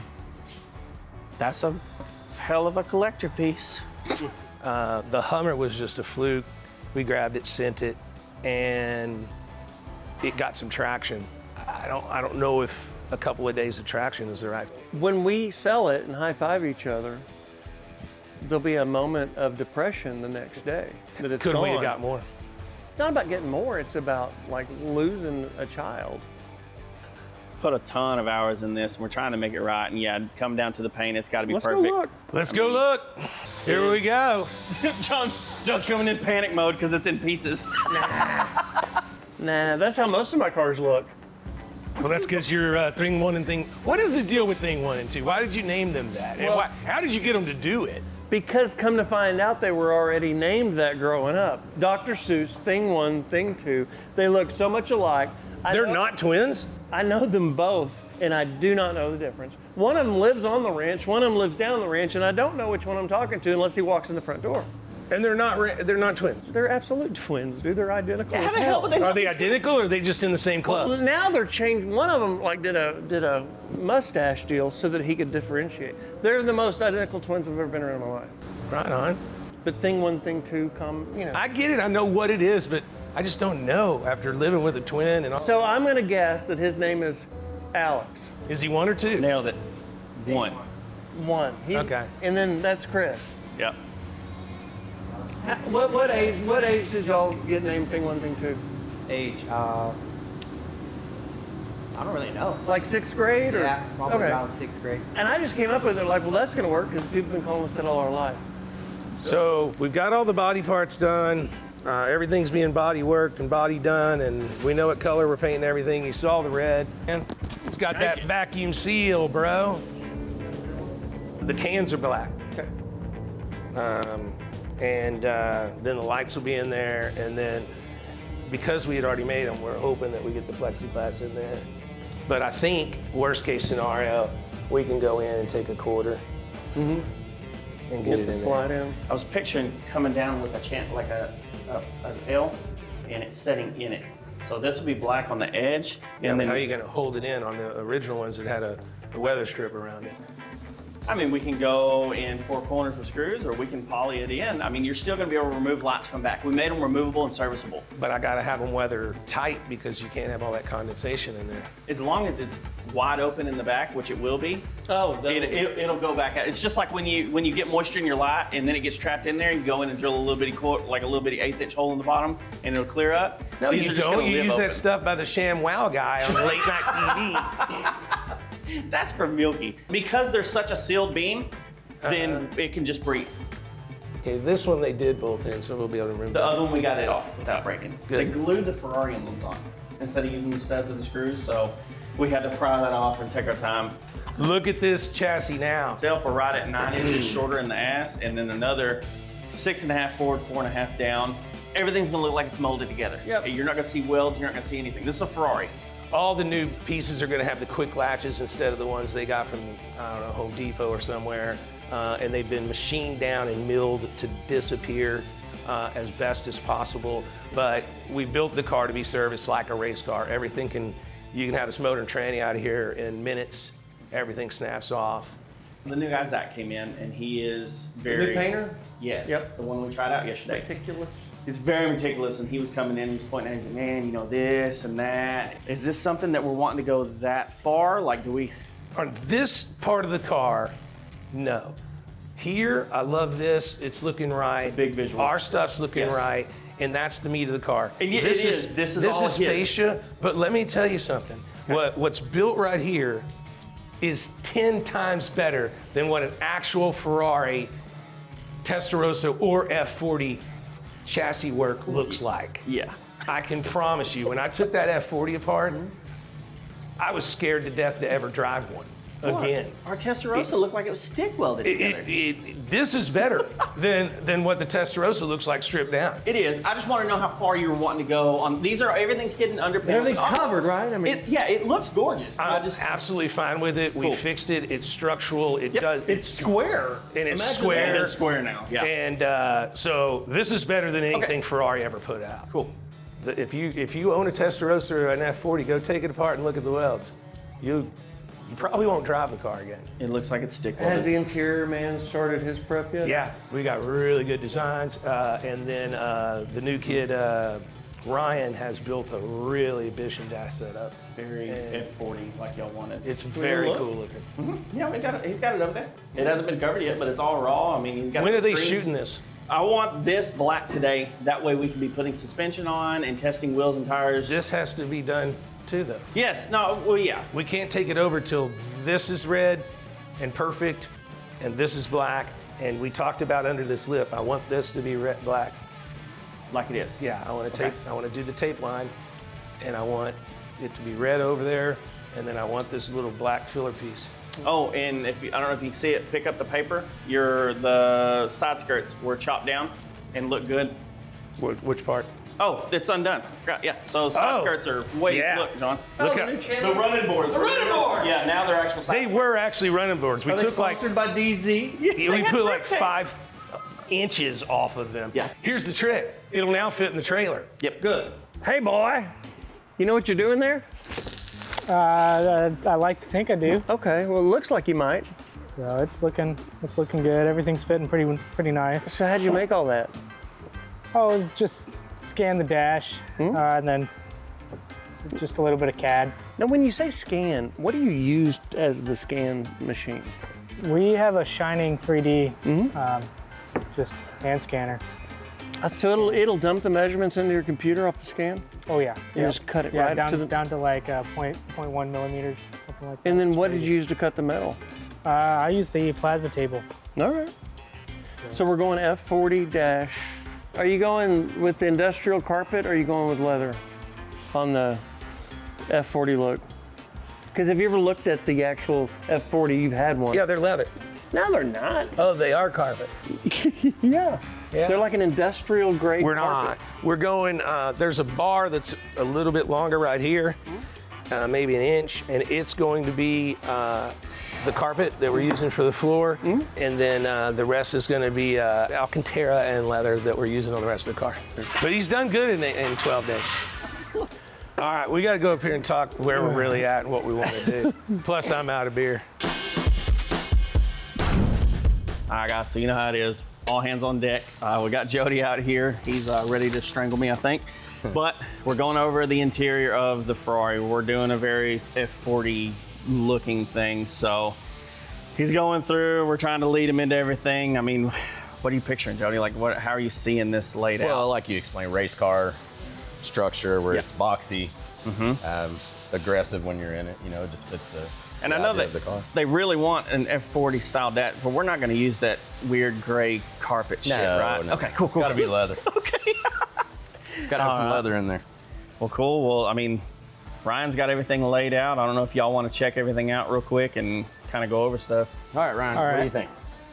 I think it's looking pretty good right now. It looks great. It's ready for you to do your magic. Start wrapping. So we can do what we were talking about on the overhead piece and print that with an angle on it, Yeah, so it kind of hides everything. I'll print it so it creates the bezel inside this piece. Okay. And then start sewing and cutting. Yep.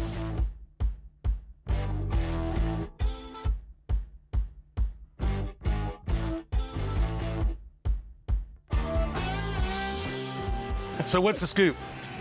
All right, so just a few items I'm trying to figure out. The side panels on the front, I think it'd look better if we left the design out and just did them smooth, since we're doing the door panels smooth, solid, so just one solid piece of leather. Okay. And then the top centerpiece, Josh and I have discussed on the console part, we'll make all those pieces leather, simple. Door panels, you want flat cards with the pull handle, and that's it, right? I believe so, yes. Yes, and then we're gonna put like a grab in here to shut the door. Okay. On just the topper, what is your thoughts of doing just this in the suede, black, not red? Or do it all leather?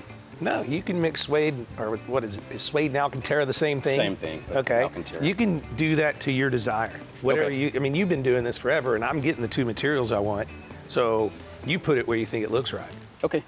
And then door panels, just flat leather, the topper here, little bit of top stitching in red. And then the only thing we're gonna do red I mean, like I this. would do like, would want one up this here. be Alcantara? This is leather, and this is, I would probably do, I might do both. I might do, since the card's leather, I might do this leather and this suede. yeah, because Just this is to where break your it up. arm might be. Correct. Okay. And then we'll just do top stitching. I'll do something with top stitching in red to just Okay. tie it in. The only red, like the seats that we're gonna use for, is just the pull strap, right? Because we're not gonna have a shifter boot anymore.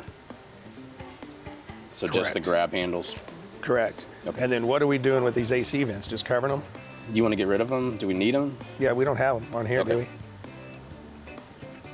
Because we have the defroster on the Yeah. front there. We don't need these. These delete. Okay. They're And not then there on the anymore. dash part, really just all leather, I think. Red stitching on this, and we're redoing this with I think hides. that if you go with leather, shouldn't this be You wanna do Alcantara suede? with the stitch? Yep, we can do that. That would look cool. So we'll do the stitch, and like in here where you see gapping, he's gonna redo this to where it's all filled into this. Yeah. So that when you look inside there, and we'll recess it just a hair back. Yeah, and So stitch it's still- that. yep. And are you going to stitch here with the leather? I can stitch, I gotta start laying it out because the way this is built now, you're gonna have a line here. So, because you kind of wanted like the original style, what is it, the Correct, it just GT40, tucked so in. it was just together. And this will be a seam basically, Okay. where the two squares And then there's together. still another piece that's going under here, right? A bottom piece, and I think we do that in suede also. Okay, Yep. perfect. Suede down there, suede up there, leather everything else. Leather everything else. And minor amount of stitching, but stitching in the right places. Correct. And then we're carpeting that like original on the rear window assembly part, right? Just leather bound, black carpet. Yeah, same as the floor. Okay. I think that's it. I don't remember anything else. And all the back pieces that mount up, those will all be leather. Correct. On the back wall. And then so we're gonna use this, and I'm gonna suede all this. This is going in, In the roof for in the the- roof. What are we using it for? AC controls. AC controls. Okay, got it. And then Josh is gonna still make the panels for the A pillars. We gotta make some of that. And that'll take care of the gapping we have in here. Okay, I dig it. Cool. Well, we've only got, End of next month, or?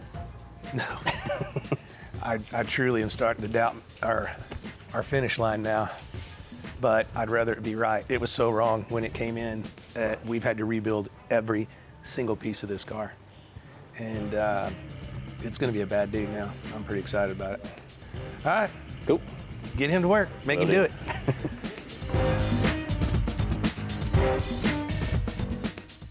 So I always tell people, like I said in the beginning, is like a car's a car, right?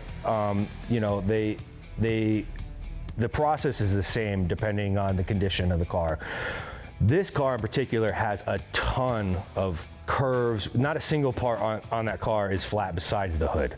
Everything else has different angles, hard curves, lots of nooks and crannies in the doors and the quarters and the fenders. I mean, it's just super complicated, let alone the whole chassis. It was all painted. Tons of parts. I mean, I don't even know how many parts are on this car that were painted. I mean, 100, I don't know, you know what I mean? Just a ton. And that really just takes some time. Like I said, the process might be the same, but the amount and the size and I wouldn't say difficulty, but the tediousness of it was top.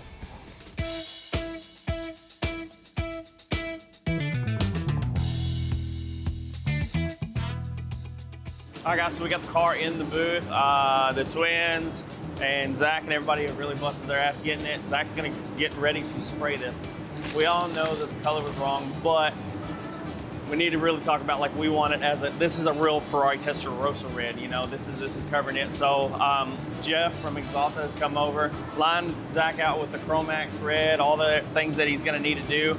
And man, we got the booth cleaned up, we got the car in the booth, and it's time to spray. For those of y'all don't know, Zach is possibly gonna be our new painter here.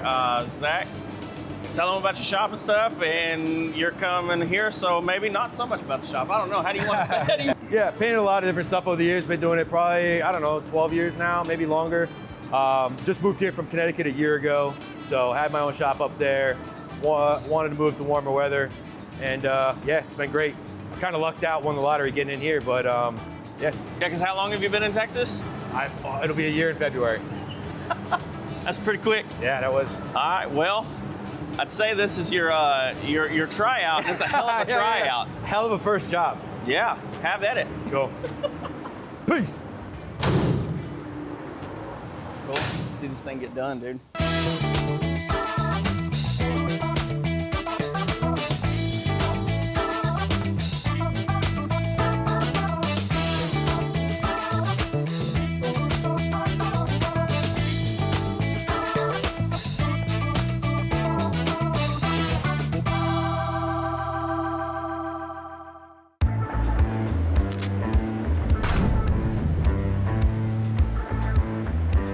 So now that the car's out of the booth, the black is sprayed, they're gonna once over prep the roof, get it back in, get the roof and A-pillar sprayed in red. Then the car comes to our side. We're gonna assemble all the suspension, get everything built back here, throw the rear body panels back on, check all the fitment now that the wheels are in, and if all that looks good, I mean, it's rolling. I'm about to sneeze, I'm in the body side. There it is.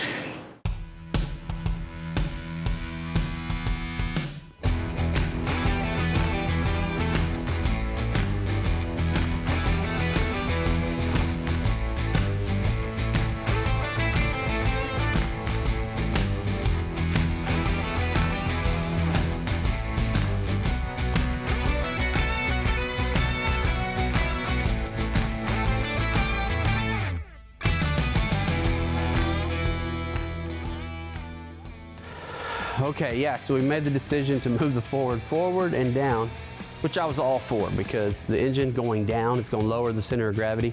It's going to help us with performance. Forward is good too, because the car had a lot of weight in the rear and we need to move some of that weight forward. So I was all for it when we thought about doing it. After we did it, of course, that caused a lot of other problems. And we then had the engine interfering with the wall of the car.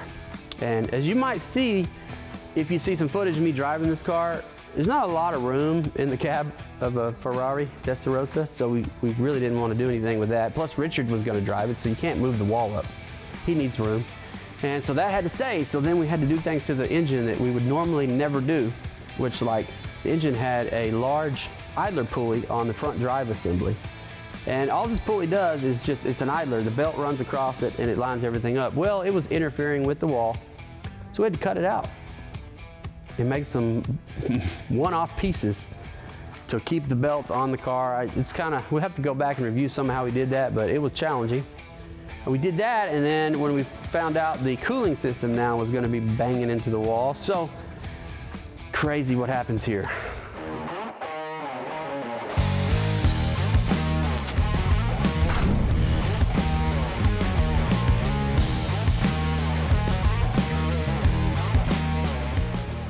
right, so last night we stayed a little bit after we got back from the dyno. We got the engine and transmission stabbed on mounts. It's actually in the car. Ricky's going through, hooking up the shifter and everything, and the one thing that we was worried about was our coolant lines up here. And our worry was correct. So if you'll see, we scooted the engine so far forward. We knew we would be tight, but what has happened now that that's on there, our wall that goes here, we're touching that back firewall by about, I'd say, 1/4 inch, maybe to a half. So what I'm gonna do is actually, I've got these marked to where they're at 90. That's where we're wanting to come out.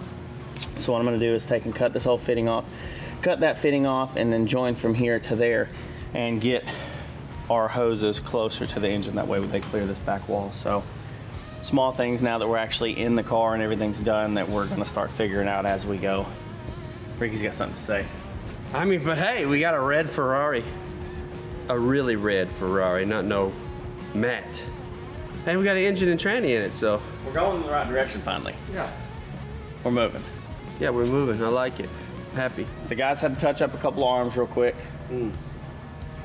I don't know why we couldn't have this entire rear section built to roller by the end of the day.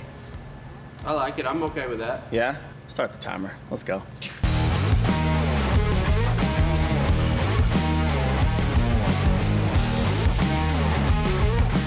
Josh! That looks cool. Well, yeah. These are those sweet headers that we bought from Ultimate Headers. With the polished flange that we like. But there's a little bit of an issue. I'm hitting the motor mount. I thought it was the same ones we had already. Well, just by a quick look, I can already tell there's a bigger gap in the number 1 tube than number 3.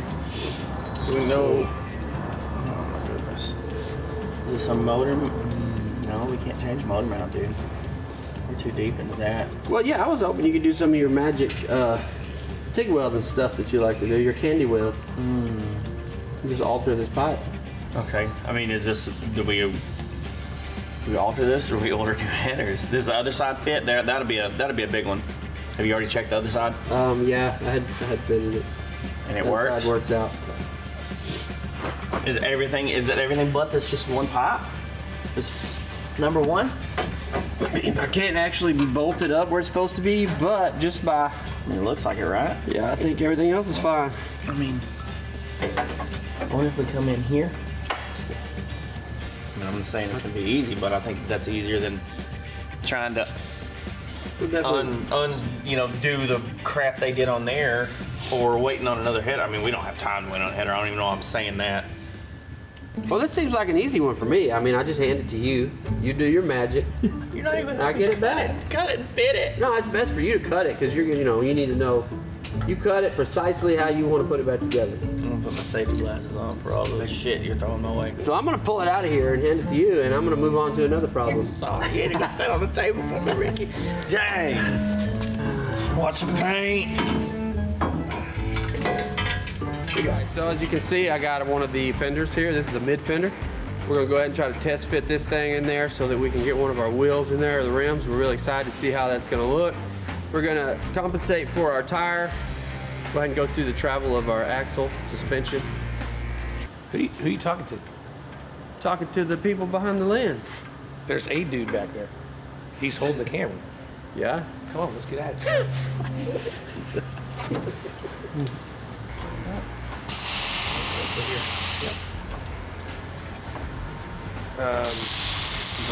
We don't have a brake caliper on it. No. We need to make sure we got all our measurements right. Well, I just want to measure body so they can be painting body, but yeah, I mean, go grab one, see if painting them. I'll go see if I can get one. see if they have one out of paint. Everything should be perfect on that end because we sent one of our wheels for that, but yeah, let's go ahead. You know, I was just up there doing my series, What the Fuck News? What the fuck? What the fuck is right? What is going on back here? We're not anywhere near getting there. Yeah, well. Yeah, I know. If we would have just started it. If we'd have just done it ourselves in the first place. Yeah. Yeah, that's a bad one. It's all right. Be all right.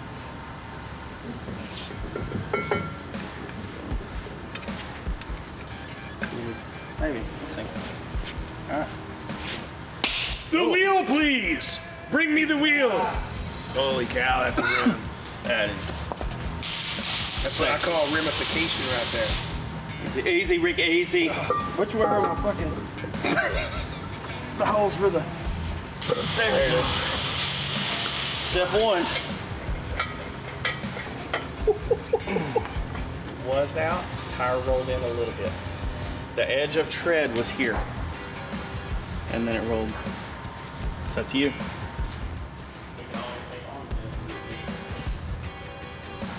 I thought the last thing we talked about was just a little tread hanging out. Yeah, I get it. Just for it's such a sick looking wheel, dude. That is freaking dope. I don't even know what to say about that.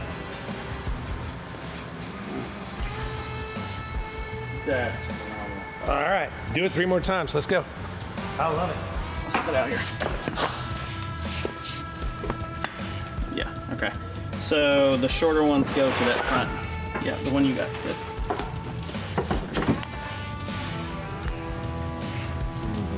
Adapter plates and all that stuff. Mm-hmm. Oh, okay. It's okay, we set everything in there. I mean, we need to look at it. I mean, this is where we got to make a decision if we got cooking with fire. With those bolts in it, y'all love it. No, we love it. No, it's in there. My God, look how beefy that looks, dude. Yeah, I'd say that's a little better than CV. Guys, It's there. I like the angle. I like it. It's going to grow as it goes up and down. That's the closest it's going to be, is straight up. yeah. Yeah, okay. I was just worried about the header a little bit, but I'll figure that out. Freaking dope. All right. We need to put this other rear end on and double check. The last thing we want to do is be all high-fiving each other and mess up somewhere. No, we got 4 inches, and that sidewall is right under 3. So it's going to be tight. Yeah, when we made it, it was all tight in there. It's supposed to be tight. God, this car's cool. It was a lot more challenging because they wanted the 2 rear axles to both have drive. And the Humvee that was through here before, it just had 2 wheels getting power. This car has 4 wheels getting power. That was challenging in that, and getting them that close together like Richard wanted. And then, if we can talk about the suspension. So these are IRS, so it's independent rear axle. What that means is each wheel can move independently in its own suspension. It's not a solid axle. Well, bump steer came into play, and bump steer is where when that suspension is traveling, since it's an independent spindle, there's some bump steer. Well, this thing, when the suspension moved, the wheels were turning a lot. And surprise, surprise, when you hit a bump with the first axle, the tire comes up and moves and goes down. Well, that's before this axle hits the bump. So you got this tire moving and turning before this tire does, and then after it's done moving and turning, now this tire is going to move and turn, which made this thing feel squirmy. And we had to fix that, and that took a lot of work, but we got it figured out, and it's really solid now. So I'm proud that we were able to figure that out, but it was scary at first.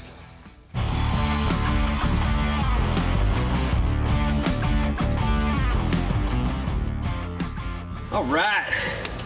I hear you. You were right on the same wavelength, huh? I was hearing it. I'm too excited. I can't wait no more. Maybe I better put a nut on here. Yeah, you're holding this heavy. You got it? You good? Yeah, I'm good. All right. Where did nuts go, though?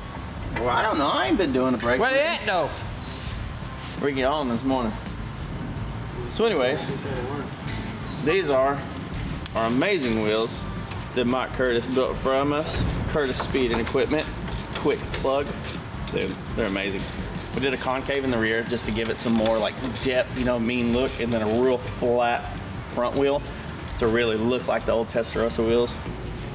I'm gonna buy that D-pad. Slowly. Yeah, we got a problem. We got a problem, Rick and Mosley. We're too close to be having problems. Yeah, well, it wouldn't be the gas much away. Did Richard want a smaller rim up front or something? And He did. he gave Richard what he wanted, huh? Well, and it was a last-minute decision to go from the 19 to an 18. It's not supposed to look like that. Yeah. Well, we got some stuff in the back that we might be able to make work. Balance out. Let me go see what I can find. Yeah. So when we machine this down, can we like figure out how not to let Caleb see us doing this? You know how like you got the little Facebook thing to where it's like, who can see this post? We gotta block Caleb so he doesn't see us doing what we're about to do. So what'd you figure out you want to do about the hanger? Well, I want to pull it off and make sure that I'm looking at it right. But I think it's a billet caliper bracket, and I think that the bolts, you ready? Yeah. The bolts are like straight through. They're not at an angle or anything. So I believe that we can take and just machine. If we're going from a 15 to a 14, we machine a 1/2 inch out of it, right? And I think, I mean, that's what the rotor you found was. Okay, we need to swap that to this hat. The brake's almost built. I need to get a torque wrench, torque these down real quick, and we'll see if our wheel fits now. So, all right, cool. So, got this built. Let's go throw it on the car real quick. Sticking out too far? Oh yeah, you're right. You're right. But I can take that off, and we can just put it on the rotor, right? So we're gonna take the bracket off that we got to machine down because the studs are sticking out too far too, and they hit the wheel. But we're gonna be able to tell. Dang! Oh no! I hear a Dodge outside. That's scary. Tape? No, it's on the tie rod. Yeah, I like it. Come on, baby. Well, we're already looking better. Oh, look at that. Dude. We're clear? Yeah, we didn't even have a problem. He never has to know. We got plenty of clearance. Yeah. Regular like Napa leather that would have came in it originally. The carpet is like a German weave carpet. The Alcantara, it just adds like softens the interior. So those and just really all black, but red stitching in certain areas to just kind of tie it all together. Is it gonna have like a panel, or are you putting the carpet right to that stuff? I'm layering, so like right now I cut these pieces. Got it, okay, that I'm makes trying to raise it up, and the seats bolt like directly down. So I don't really want pad because it'll thicken it. So you want these as low as you can, I assume. So the carpet's the only thing that'll be on here, which is, it's the same style as this. Super it's cool. Like dig it. All right, so what you got today, man? I got embroidery. So I kind of use my own creativity on this. Uh-oh. So I know, you know, Ferrari nostalgically has the yellow gauges. I thought it would kind of be cool in the embroidery to do yellow. You want to get shot? So we did the. Yeah, the red's much better. I got a brand new 812 GTS coming. It's got the yellow gauge and it's got yellow calipers, and those are the first two things I'm changing. Right. This is where that curves. It's good. The floor mat's going to be that whole big section, so this comes up to the outside, kind of like the Back top. corner right here? Yeah, and it fills kind of that section right there. I dig it. I dig it a lot. Did you do that by hand? Oh yeah. All right, good deal. Don't be scaring me with that yellow stuff, man. Juan did overnight, apparently. Yellow has no belonging on any kind of freaking car, much less a Ferrari. I heard you like the yellow. I'm just not a fan. You know who's a fan? Guy Ferrari.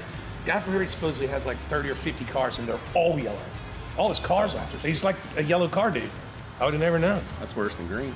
Oh, come on now. Is it crazy to you how jagged and shit everything looked, and now everything's like very flow and smooth and Ferrari? Do you feel that too? No, for sure. Like it's just. It's like a space machine, bro. Yeah. Have you stood up here yet and looked down it? It's just such a different car now. Yeah. Look the proportion, it's shorter like it's supposed to be, everything about it. Yeah. It's so rad. Yeah, I dig it.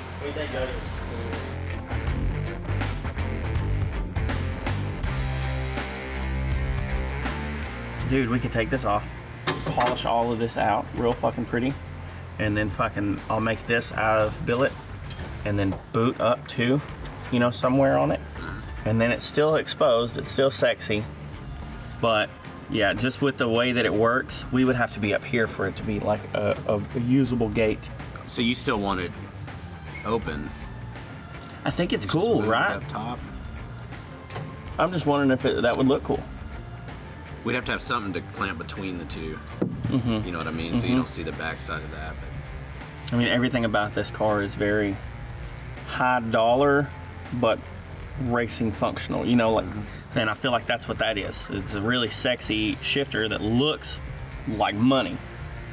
And then if we add like just some kind of interior, leave this all exposed, it's very mechanical, very raw.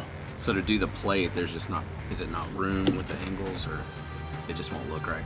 It just don't, I mean, I'd have to fucking be up here and then it still don't throw as far. It's just how the shifter is designed. Well, let me think for 4 hours. Yeah, I figured. I'll get back to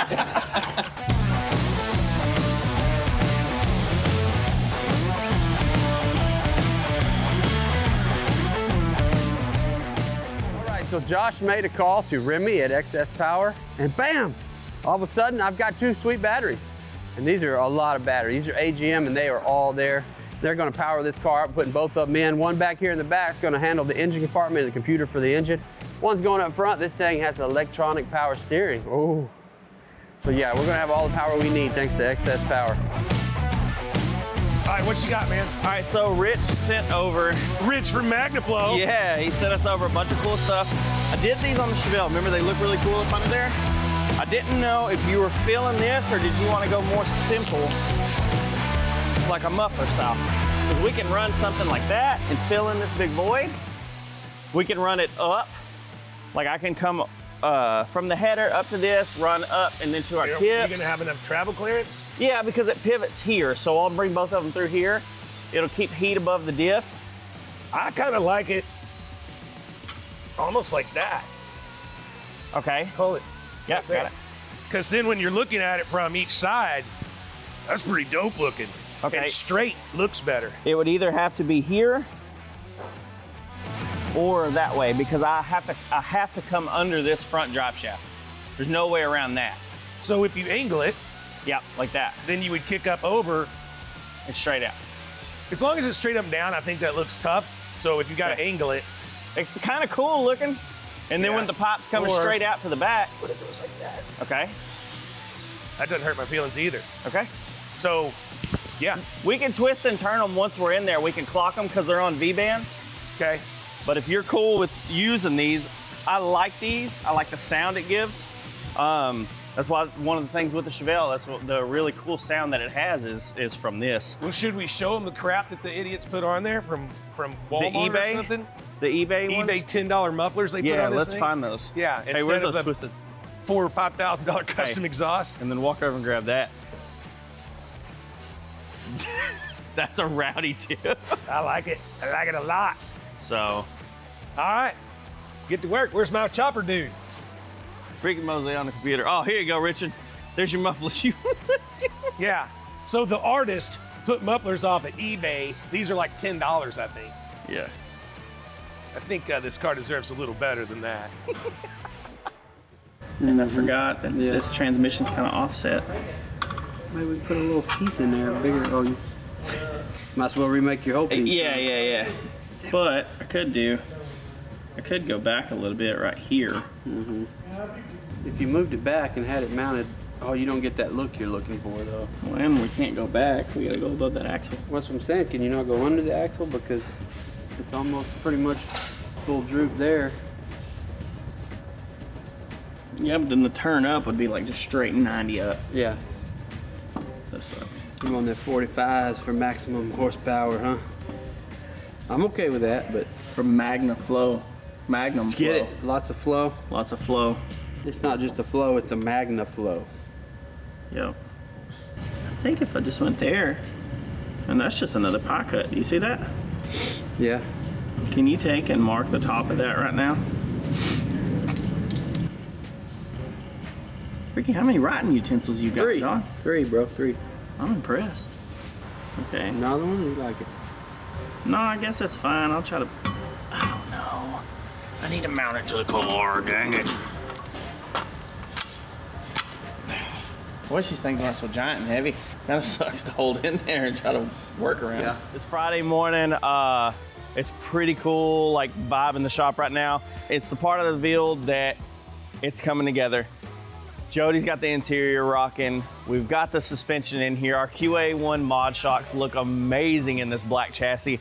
Our wheel woods are back over here painted, and they say wheel wood again because, you know, why would you not want the top brake people in the world on your freaking calipers? Dude, it's all starting to link together. I've got the header fixed and back on the car. It's clearance for the motor mount, and it's time to start running brake lines, exhaust. I think there's a few more things that Mike's gonna finish on the suspension, get it tightened up, and dude, that'll probably be the rear end of the car tied up until we get body panels back. And then we'll go in there and start working on the dash and interior. I mean, everything's just gonna start freaking piling in now, dude. As soon as Zach starts getting the painted pieces over here, we're just gonna start flying together on this thing. I'm excited. I'm really happy that we took a little bit more time and paid attention, you know, and went into a little bit more detail and didn't try to quite, you know, we are rushing, but we could have made Barrett. But the little bit of extra time, the 2 weeks, 1 week, whatever we go past, it's gonna be worth it. This car is gonna be really cool. And plus, we'll get to hang around and freaking come out and show you guys it now. You know, it ain't just gonna go get bought by some rich dude and stored in his collection. So we're really excited about that.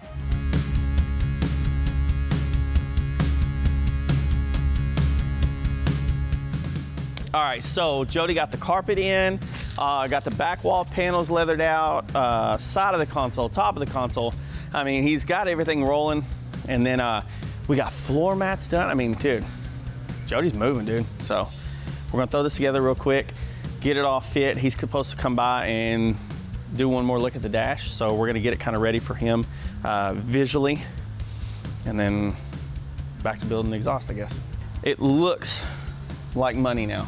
You know what I mean? Like, you think it's just black carpet in there, right? Well, there was black carpet in there before, and I'm telling you, now that Jody's done, you know it's Ferrari black carpet. An interior can definitely make or break a car real quick. Well, let's look at it in here. Look at that, look at that. Everything's handmade. Jody comes here and does it in-house. So, I mean, double stitched in there. Dude, look at that. So we've got the Ferrari parts here. Obviously we got rid of the matte red and we went full gloss. So it's looking pretty sharp. We've got everything basically sprayed except for the back bumper, front bumper, and then our wing here. So those are the last bit of pieces, and then all this still has to get wet sanded and buffed. So we still got a decent amount of process, but we're moving along pretty good. We also, I want to mention on these doors, they had bed lined the whole inside of the door jamb. Terrible. So it took a lot of time to get all that bed liner out, and then as you can see, we got nice gloss red there. So here's our rear bumper, basically just prepping this. This is, you know, basically just prepping for paint. There's no body work that needs to be done. We are gonna leave the black bed liner down here, and then we're gonna do, if you wanna see this side, we're actually gonna do a line here and then make the whole bottom of the diffuser black. So this will be gloss red, and then the matte black, which I think is gonna change the whole look of the bumper.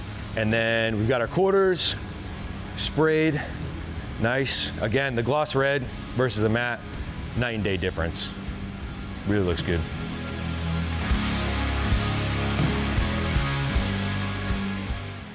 Oh man, the whole damn thing, I would say. I mean, it was, like I said, it's challenging. It's not, you know what I mean? It's not anything that's like technically hard, but there's just, like I said, a lot of tedious stuff. You know, going through the door jams, like I said, getting all that bed liner off. I mean, it's days of work, just, you know, with your finger, just getting that little intricate details and the stuff that they did on there. The, you know, back panel, the wing. I mean, there's definitely some complicated pieces on there that, you know, took some time, and it just, like I said, there wasn't one piece that was straightforward, I would say, besides maybe, like I said, the hood, you know.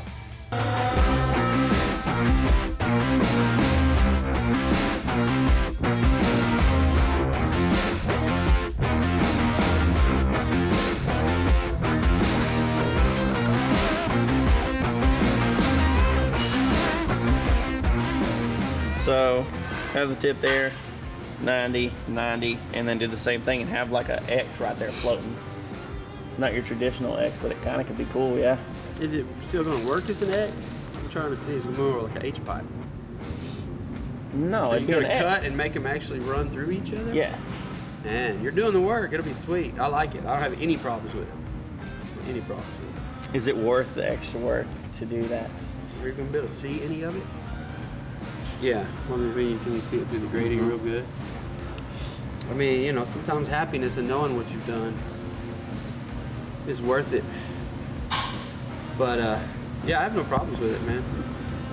If you can pull it off. I mean, yeah, it's not hard. That should be time consuming. Because somebody else mentioned it would be way cooler if I did pie cuts instead of pop. The night crew could probably get it done though. Usually when I'm here at night, I'm drinking beer, so I can come up with some cool stuff. So yeah. Just leave it to the night crew. Yeah. I threw this pop in there, got kind of the look that I want, the links that I want, but obviously this is boring. So what I'm gonna do is go in and for my 90s, I'm gonna do the pie cuts. There'll be a little bit more tight radius with this, and we'll accomplish that, you know, real exotic look, the pie cut look. So get in there, take all these up, get some really cool colors going on throughout the stainless. They should blue up real cool back there. Lots and lots and lots. It's like a puzzle for welders. It's like our Legos. No exhaust leaks. Those are on purpose. You're going for a certain tone. Yeah, it adds a harsher tone. It cools exhaust temperatures. So you just kind of go in and you really don't even weld them. You just take like some heavy duty duct tape, put them all together. You have to have a lot of structure to hold them, but you accomplish really cool EGTs and some crazy ass, tones and sounds. Wouldn't it get hot though? No, it never gets hot because you have to put it this way. That way the wind blows. You see what I'm saying? It blows through the exhaust. It carries it out faster. It can't get hot.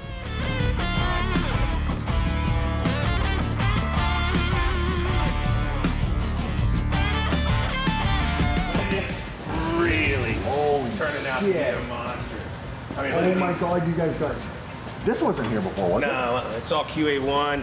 We built real drive shafts instead of those stupid things that those guys had on it. Holy, look at the suspension. Bro, so you got a Aventador ×2. Dude, once this is all art out, though, look. All the billet parts that these guys had made. That's cool. And you said you have custom drive shafts now? Yeah, they did have CV joints in here and that was never gonna hold. It was never going to be strong enough. So, not for a burnout. Because we're going to be pushing 1,200 horsepower, and he's building the exhaust right now. 1,200 horsepower. All four wheels? Uh-huh.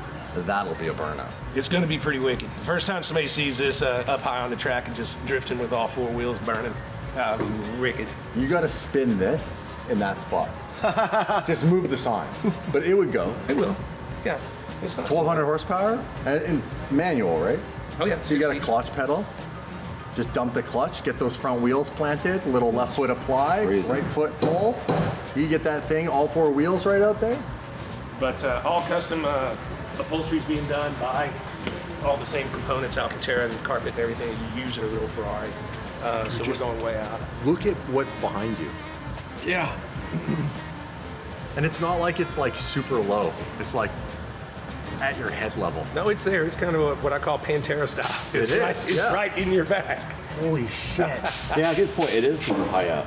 That's wild. Are you gonna do anything where you just put like some type of a clear window so you can just see It does have a clear window in the back. Because it'd be cool if you could see all that stuff. Yeah, you can. Oh, there you go. See, This is really impressive. Oh shit, look at that. The back piece is where you can see through. Oh yeah, you're going to see all the belts and stuff coming? Yep. That's really cool. And these are the seats. Oh wow. Oh hell yeah. Are those the Recaros? Yep. Yeah.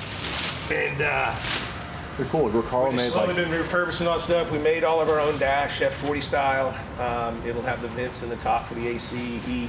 This is console. F6 is what we're calling it. So that's I like the it. format.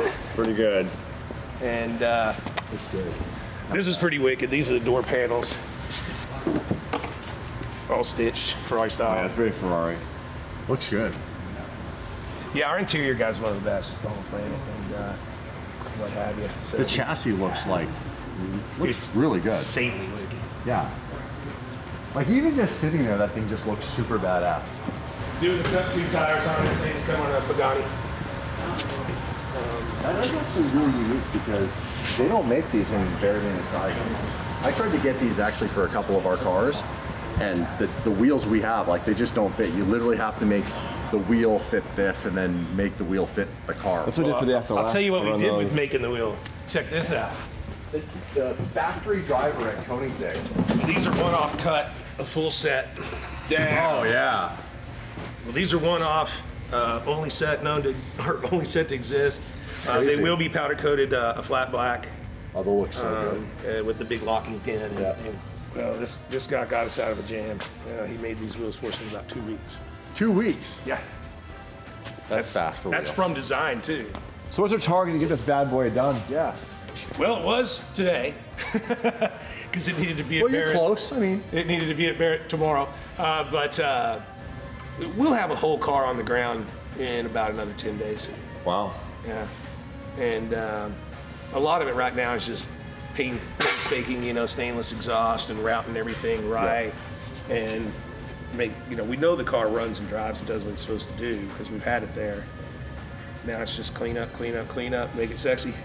there's a lot of engineering. It was a lot. Like, you just stand here and look at everything that's going on.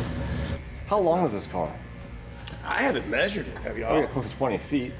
It's going to be a I'm long. calling 20. Is it a Rolls Royce fan? 25? No, I'm calling it's not 25. 24 feet. No, wait, 19. Nice. It's going to be a little What the more here. fuck? Hey, What is it? 16 feet. Nah, 17. There you go. 17, 18-ish. Dude, like a Bentley Mulsanne is 2 feet longer. Now, when it came in here, I think it was like 47 feet. So when we were here last time, it was longer. Yes. Way longer. We cut Maybe that's why we it's cut like messing huge with us. sections out of this car. Plus, it was all wrong. So we completely re-engineered it from, well, everything.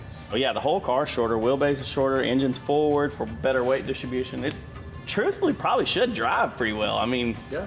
if you think about it. It honestly looks amazing, you guys. It's gonna be like cool. the last time we were here, it looked cool, but like it didn't look like it was engineered to be good. It was. This looks like it's fucking engineered to be badass. The wing is pretty much like the concept now. It's over in paint. Oh, sweet. Wow. Yeah, that's that wing you were showing us from the renders. Yeah. Bro.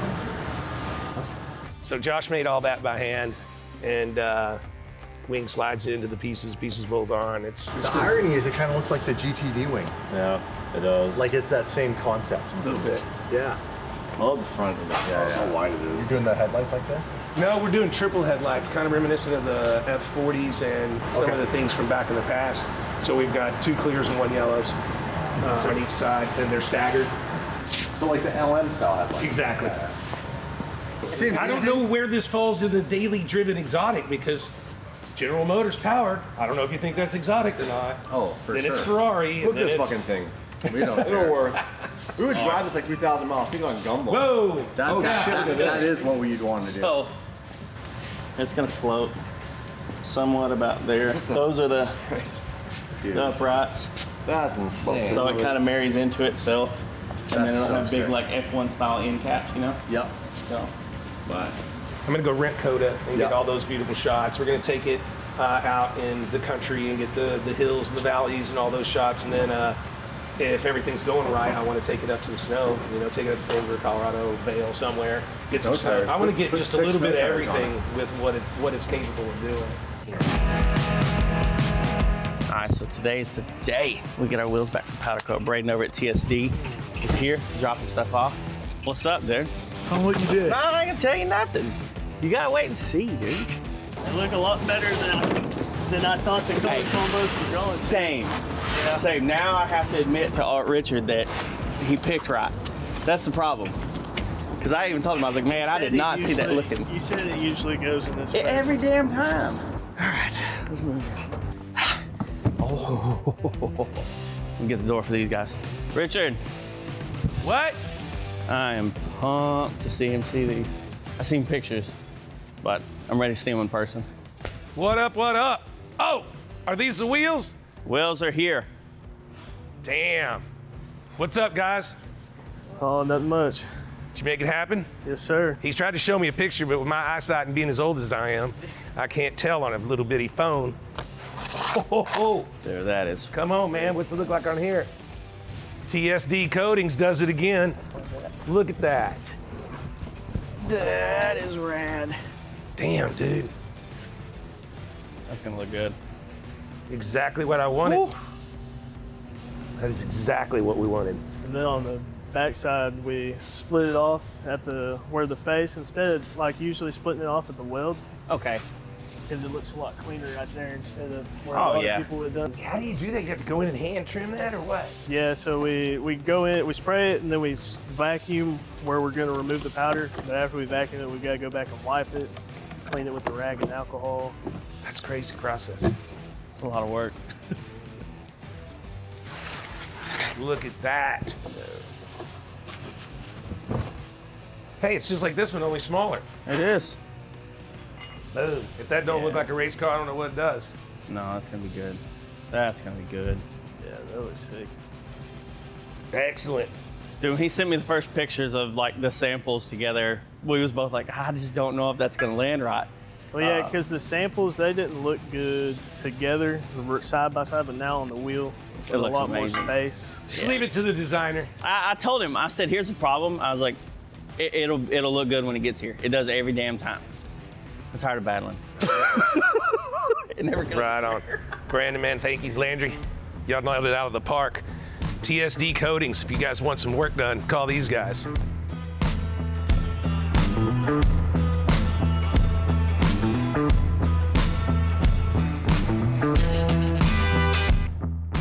Everything's been painted, and now we're going through and we're nibbing everything and then flat sanding everything.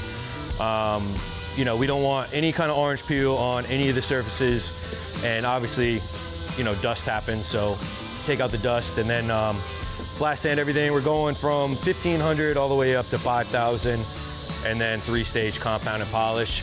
And then I believe the System X guys are gonna come by and do a final polish and ceramic coat. So this thing is gonna be like glass. That's the goal. This is the West Sand blocking. We got a hard block here, 1500 with water. And then we'll hit the whole surface. I like to tape my edges. Not everyone does that, but burning an edge, you can happen, you know, so we don't want that to happen on this. So we'll do 1500 block, and then 2000 block, 3000 block, and then 5000 on the DA soft pad. And then, like I said, we'll do the compound and polish. All right, so we've got our bed liner. We're not putting any bed liner on the outside like the last guys did, but we are doing bed liner underneath the panels, especially panels like the fenders, the wheel well quarters, all that kind of stuff where debris can kick up. It's an added layer of protection, but yeah, looks good. No bed liner racing stripes like the last guys though, so. This is a big piece of the puzzle. All right, one piece done, 15 more to go. Richard is really an artist, a genius, an insane person, and it comes through in every detail that he puts into his thought process. And you just can't sketch it out, put it on paper, and then do it, because he wants to be involved on everything, and that means we are constantly changing things, we are constantly upgrading things, which means additional expense. And watching him go through that, I know that as the creator of it, he thrives on that, and then he also has it in the back of his mind that, you know, he also sees the dollar signs rolling. Or I constantly mention it, that the dollar signs are rolling.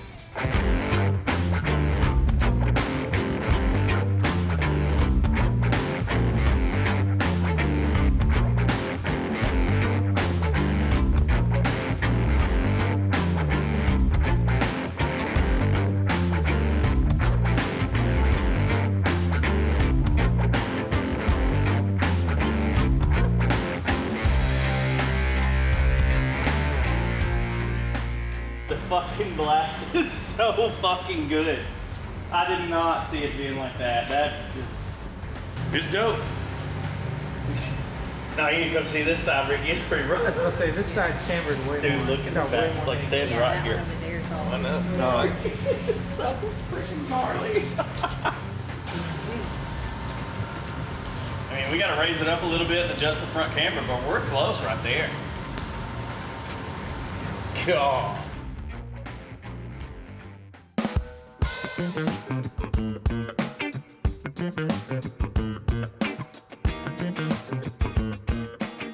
For those that don't know it, Rob was my first ever job getting into the automotive world.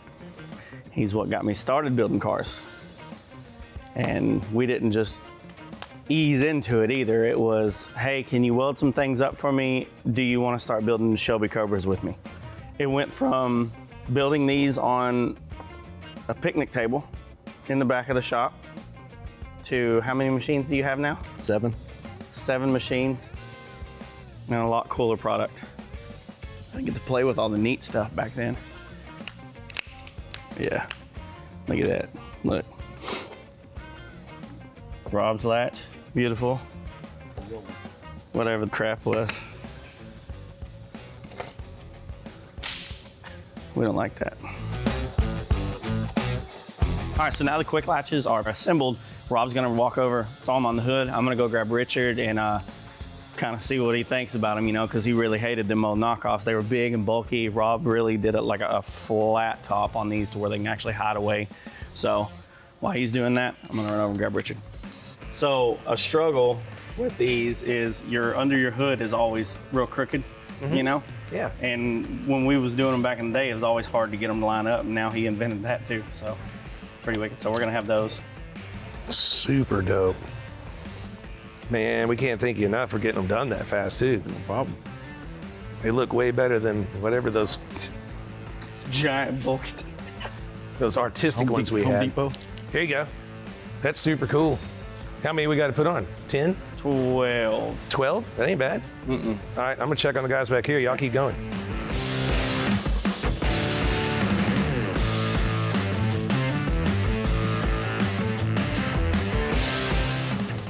All right, let's go show Richard. Yeah. Look how smooth those are. I like it. Way better. Yeah, I dig it a lot. Oh yeah.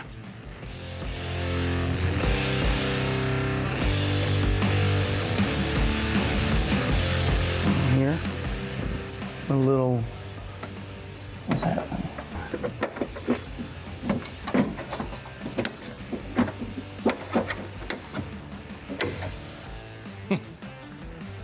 Dude, that looks so good.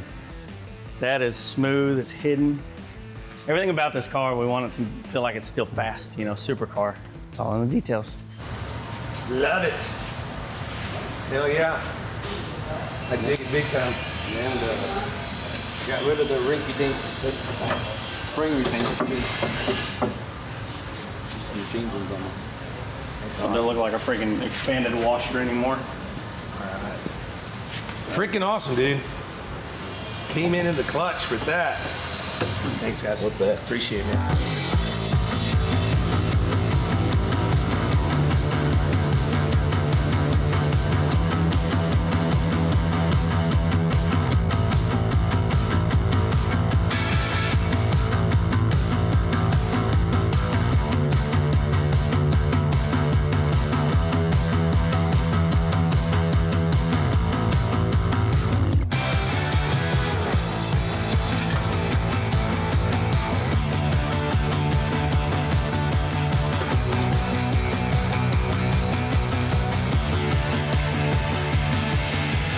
Big changes today. Got all the exhaust mocked up out of the back of the car, so now it's time to weld all the pie cuts up.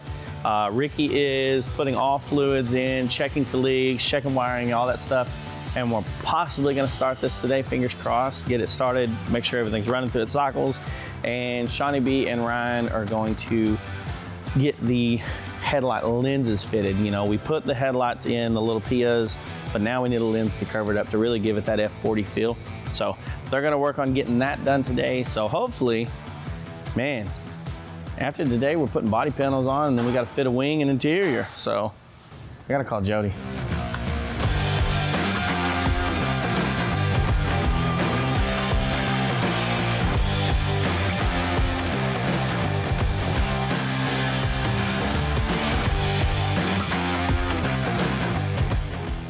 What I'm doing here is putting these headlights in to this. It's kind of our little bracket or bolt behind our headlight bucket. I'm doing this so we can test fit the hood. We're having some issues with the hood. We'll figure it out and show you when it's done. Time has come, Ricky's checked everything, so we're gonna go and try to start the car.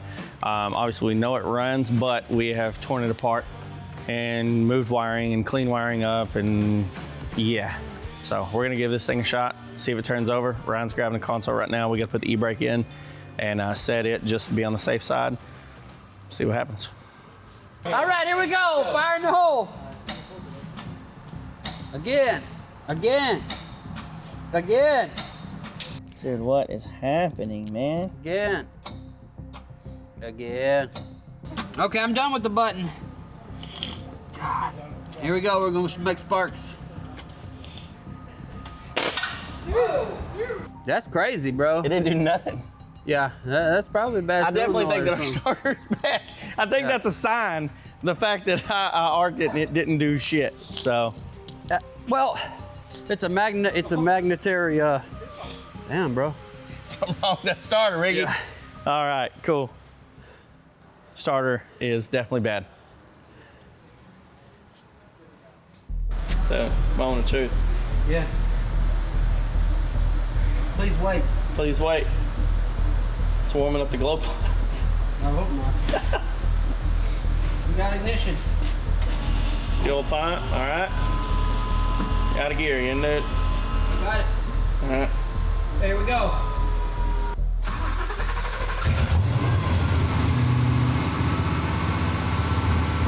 Just like that, baby. Let's go. Oh, it's not that bad. It's also the first time we got to hear the exhaust. How you did what I wanted. Oh, it sounds great. Yeah.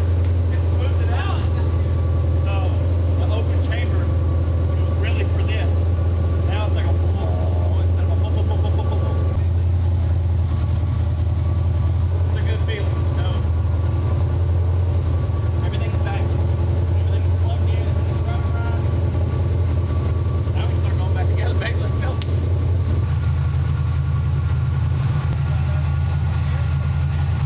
Let's put the car down. We started going down and then remembered that we needed to get cameras. So we're halfway down, but we're about to come down with the rear. But this is cool. You should pan over and show the people the articulation of this freaking car. It's not even an off-road vehicle, and yet it does that. So that's pretty neat.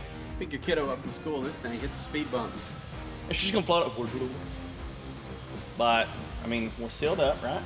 Coolant, brakes, exhaust is done.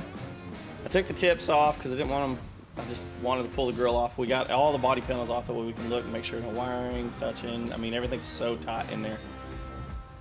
Cover all our bounds. Cover our what? I don't know what a bounds Cover are. our grounds. I got everything grounded. Cover all our bases. Is that what Bases, there we go. Bases, grounds. Six-wheel Ferrari got you nervous too. Is that what we're saying? Yeah. That's what Ricky said. Yeah. I said grounds. Okay. Anybody want to see the car go on the ground? Let's do it.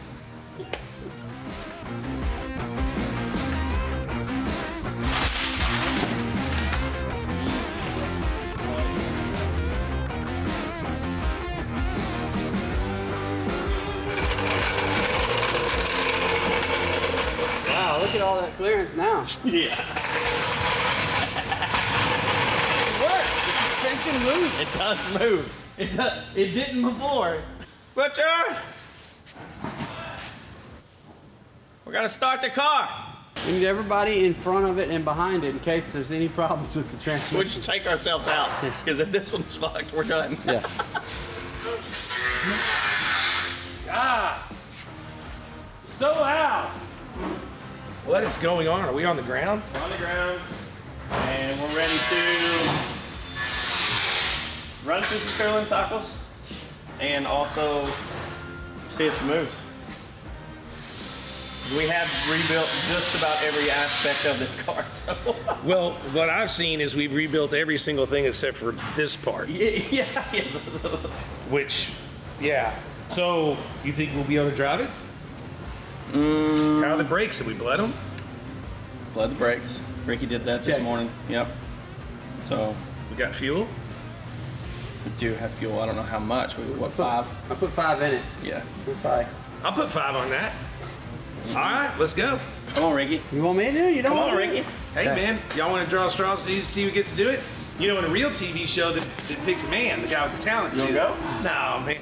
You drove Y'all been before. working your ass off. You're gonna do it. Y'all can do that. Here we go. Ignition. I like it. I like it. I love this job.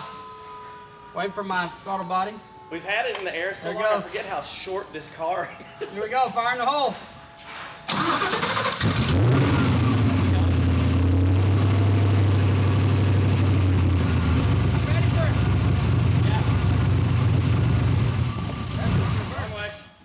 Okay, so it ain't down and back. Why'd you do that? Why'd you kill it? Well, I must have been in like 5th gear, 4th gear or something. Tricky. It's up and to the left. There you go. up and Whoa! left. He doesn't even know how to drive a stick shift and he's telling you what to do. Okay, here we go. So move.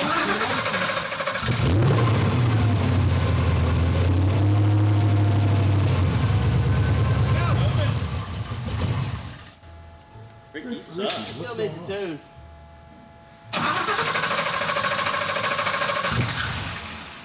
I'm gonna put some more fuel in it. What's my gauge showing? If that thing is out of gas, I'm going to laugh. I mean, it's an LT4. She thirsty. Nah, just.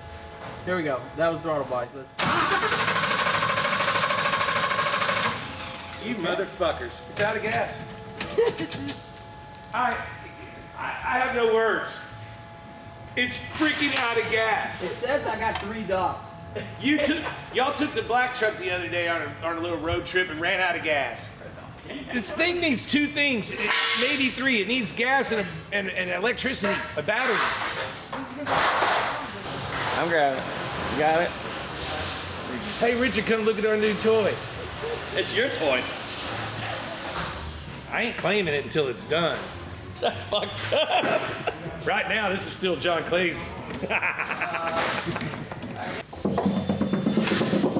Sounds empty to me. That motherfucker is bone dry. Hey, come check out our car. We're gonna start it and drive it. Has it got gas? No. So when you said you just put 5 gallons in it, was that 3 or 4 days ago when y'all were running it and testing it and stuff? Check. Yeah. There may be 2.5 gallons in the bottom that ain't getting sucked up. Yeah, sucked up. Y'all got sucked up. Well, the exciting part is that it did try to move for a second. Yeah, clutch works. I'm not nervous at all. I think that we did a good job. I think it's gonna move. It's gonna stop.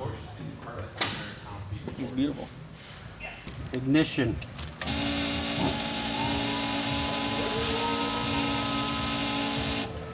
Fire in the hole.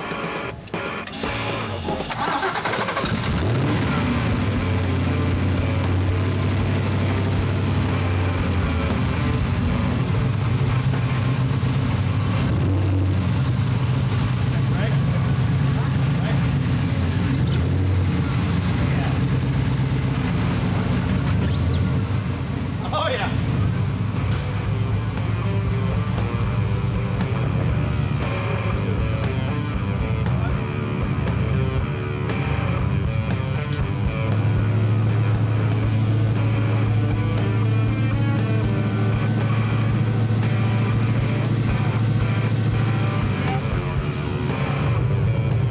Step 50.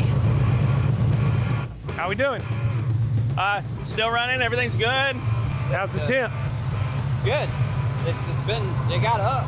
So close. Where we at? 200? The gauge in here is at 183, which is about what the radiator's at. But up here at the front of the motor, it's about 100, where the sensor is. So, doing a great job. Amazing how good things work when they have gas in them. I think we need to.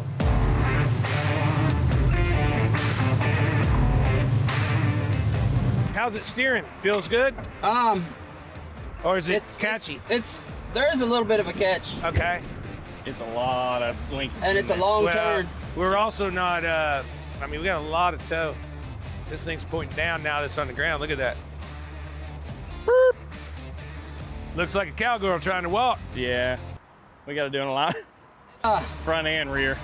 It feels like it's got some tall gears too, some of the clutch problem. Like I couldn't even hardly let the clutch out all the way. Nothing we can do about it, but. Do it again, do it again. Okay. Show it.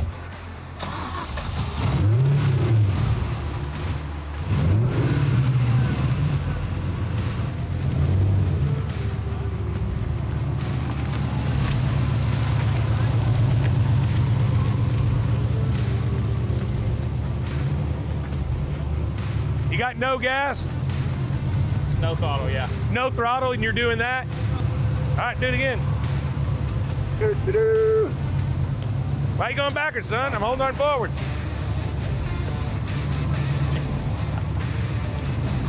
I just want to see what your feet are doing and what the machine's saying.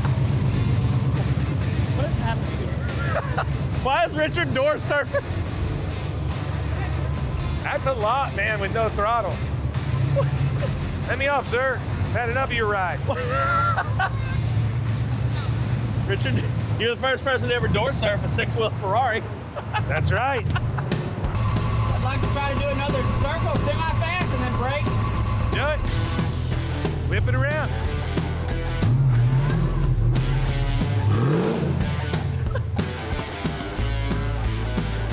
God, that motherfucker sounds mean as hell.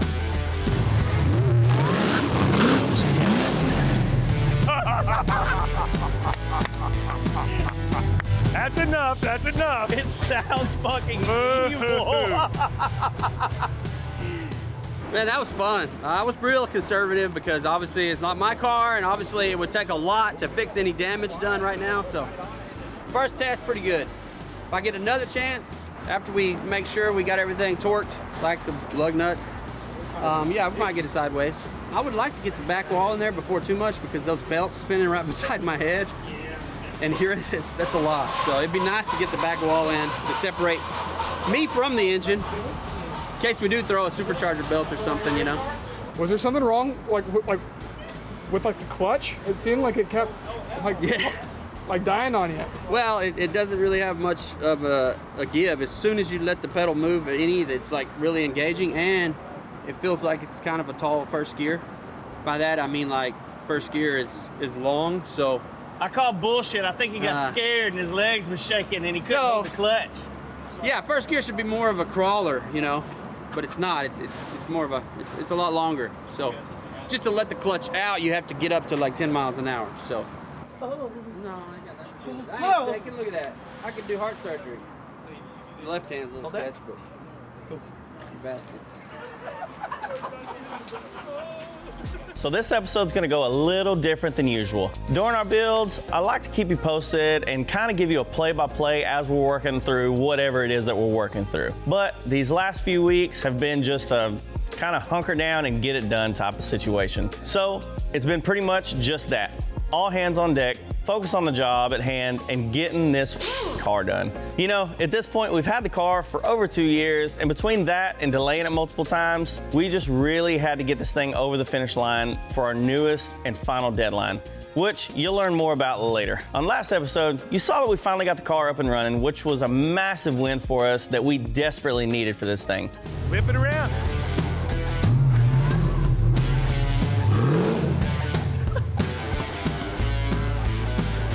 God, that motherfucker sounds mean as hell.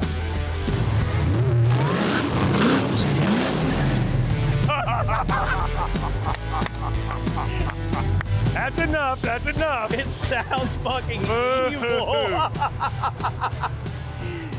Man, that was fun. I was real conservative because obviously it's not my car and obviously it would take a lot to fix any damage done right now. So first test, pretty good. Sure, it was still bare bones and needed some final tuning, but it finally moves, which was a huge morale boost around the shop. And from there, we've really seen this thing start flying together. Ryan and Sam have been laser focused on getting the lights properly fixed in the car, while Zach was finally able to hand off and help us put some body panels on this car. All right. Bolts in it.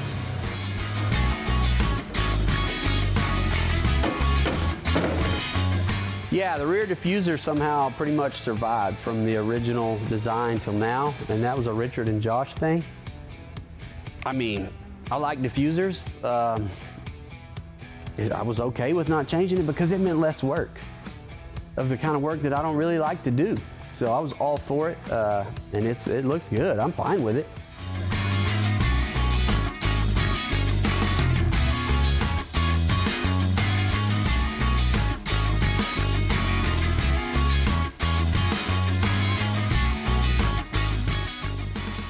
So the wing was finished and ready to go on, so we tried to fit that on as well. Stay low, stay low. You're tilted up.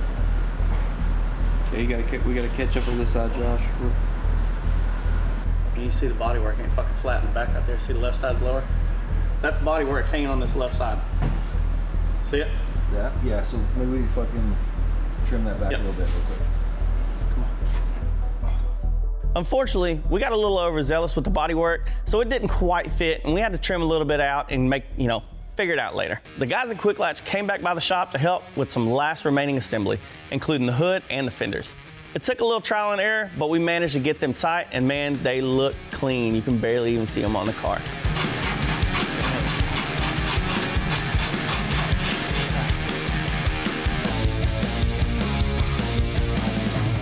We got the entire bumper assembly all put together, including our MagnaFlow exhaust tips, and man, dude, it's absolutely kick-ass. Getting the car up and running was great, but actually seeing this thing start to come together, man, it just hits different. So yeah, like I said, it's just a lot of small details happening all at once that really pulled this thing together. But of course, it wouldn't be the Gas Monkey experience if Richard didn't have us on some type of deadline and Ricky wasn't making noise in the background. He decided he wanted a wall, so he called up his buddy, and sure enough, they built a wall. So now at this point, we see the light at the end of the tunnel. The body panels are on, and we're able to get the seats and seat belts installed now that the interior is finished.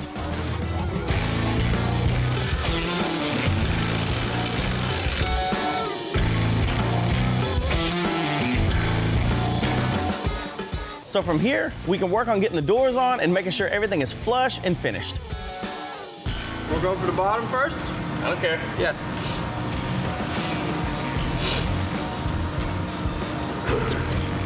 Okay. What do you need? I'll pull you in a little, bring the back of the door up. Hold on, quite a bit. A little. All right, there we go. Oh, we're so close. Your controls right there. Come on.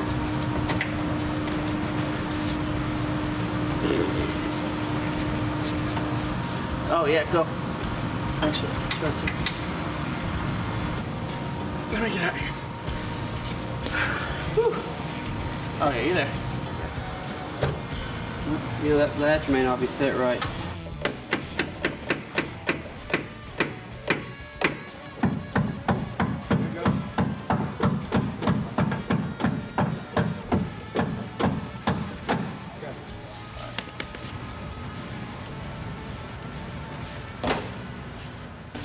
Josh, what, Ricky? We need to invent that thing I've been talking about.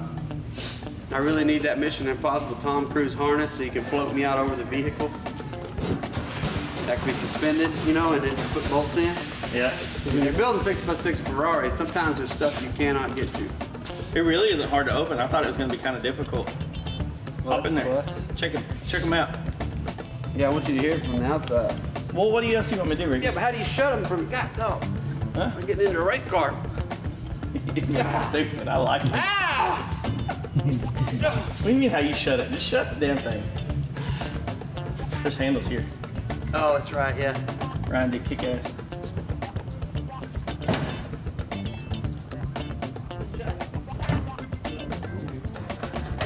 You shut it good. Here when it shuts too. Not bad. Oh, hey! It's a soundproof cab, those son of a bitches, they can't hear me. You a pussy! Oh, the car doesn't like me. Oh, you just gotta give a little. Yeah, you gotta push. It's a pretty cool soundproof cab in here too. Yes, totally soundproof. Couldn't hear nothing, dude. Do we look cool in here? Or do we look like fat guys in a little car? I'll play the bed. Ooh, it's so much better. Hey, Jeff. Are y'all just sitting in there to be sitting in there? Yeah, we're just about, we've been testing around a little bit. We're just testing everything. And now it's time for the final piece, the wing. We got all the adjustments made on it from earlier in the week, so we can try this thing again.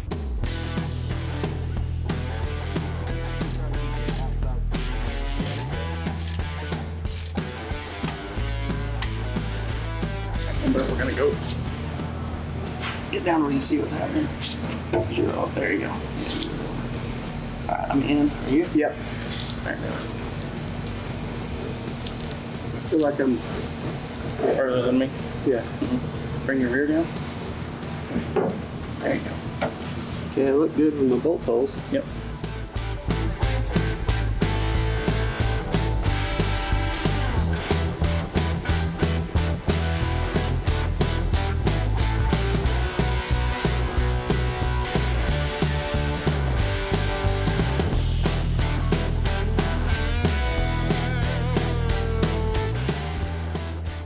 Oh my God. Ah, that's crazy. That's exciting. And just like that, the piece that's been missing since the beginning is finally on. And god damn, does it look incredible. It really pulls the entire car together. I gotta say, this is probably the wildest build that I've ever been a part of here. I'm super proud of the guys and how much hard work they've put into this thing.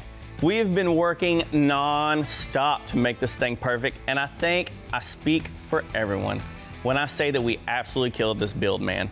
I'm super excited to show it off to y'all. So, I can't say much, but we had a special guest come through and break the horse in.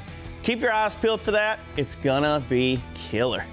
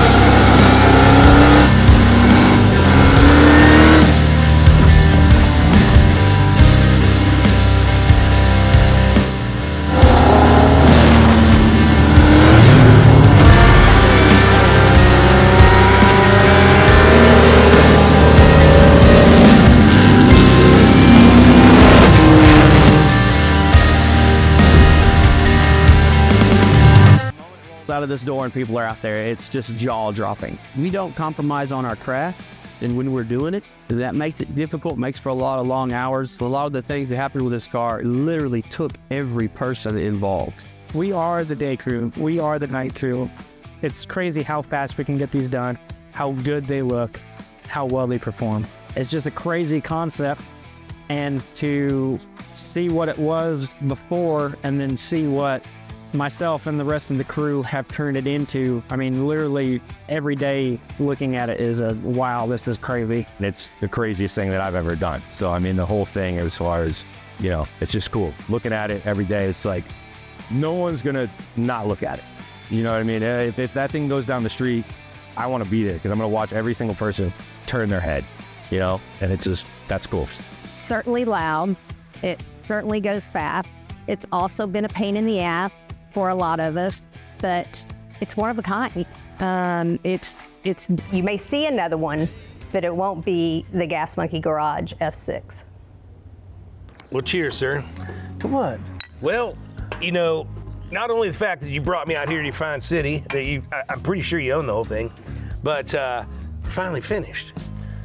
I mean, 2+ years of total chaos with this freaking Ferrari, man. Yeah. I mean, it's done. It works. It does everything it's supposed to. It's actually pretty freaking impressive, if you ask me. And my guys are proud of it. I think that you saw today that it's pretty bitchin'. The track impressed me. The results are behind us. The car is absolutely phenomenally perfect. It's exactly like the renderings. It handles well, drives well, AC, stereo, you name it, all the creature comforts of home, and it is freaking rad. If this was the last build that we did at Gas Monkey Garage, I am super stoked on this. It is. If you quit, if you died today, that's right. You'd be happy.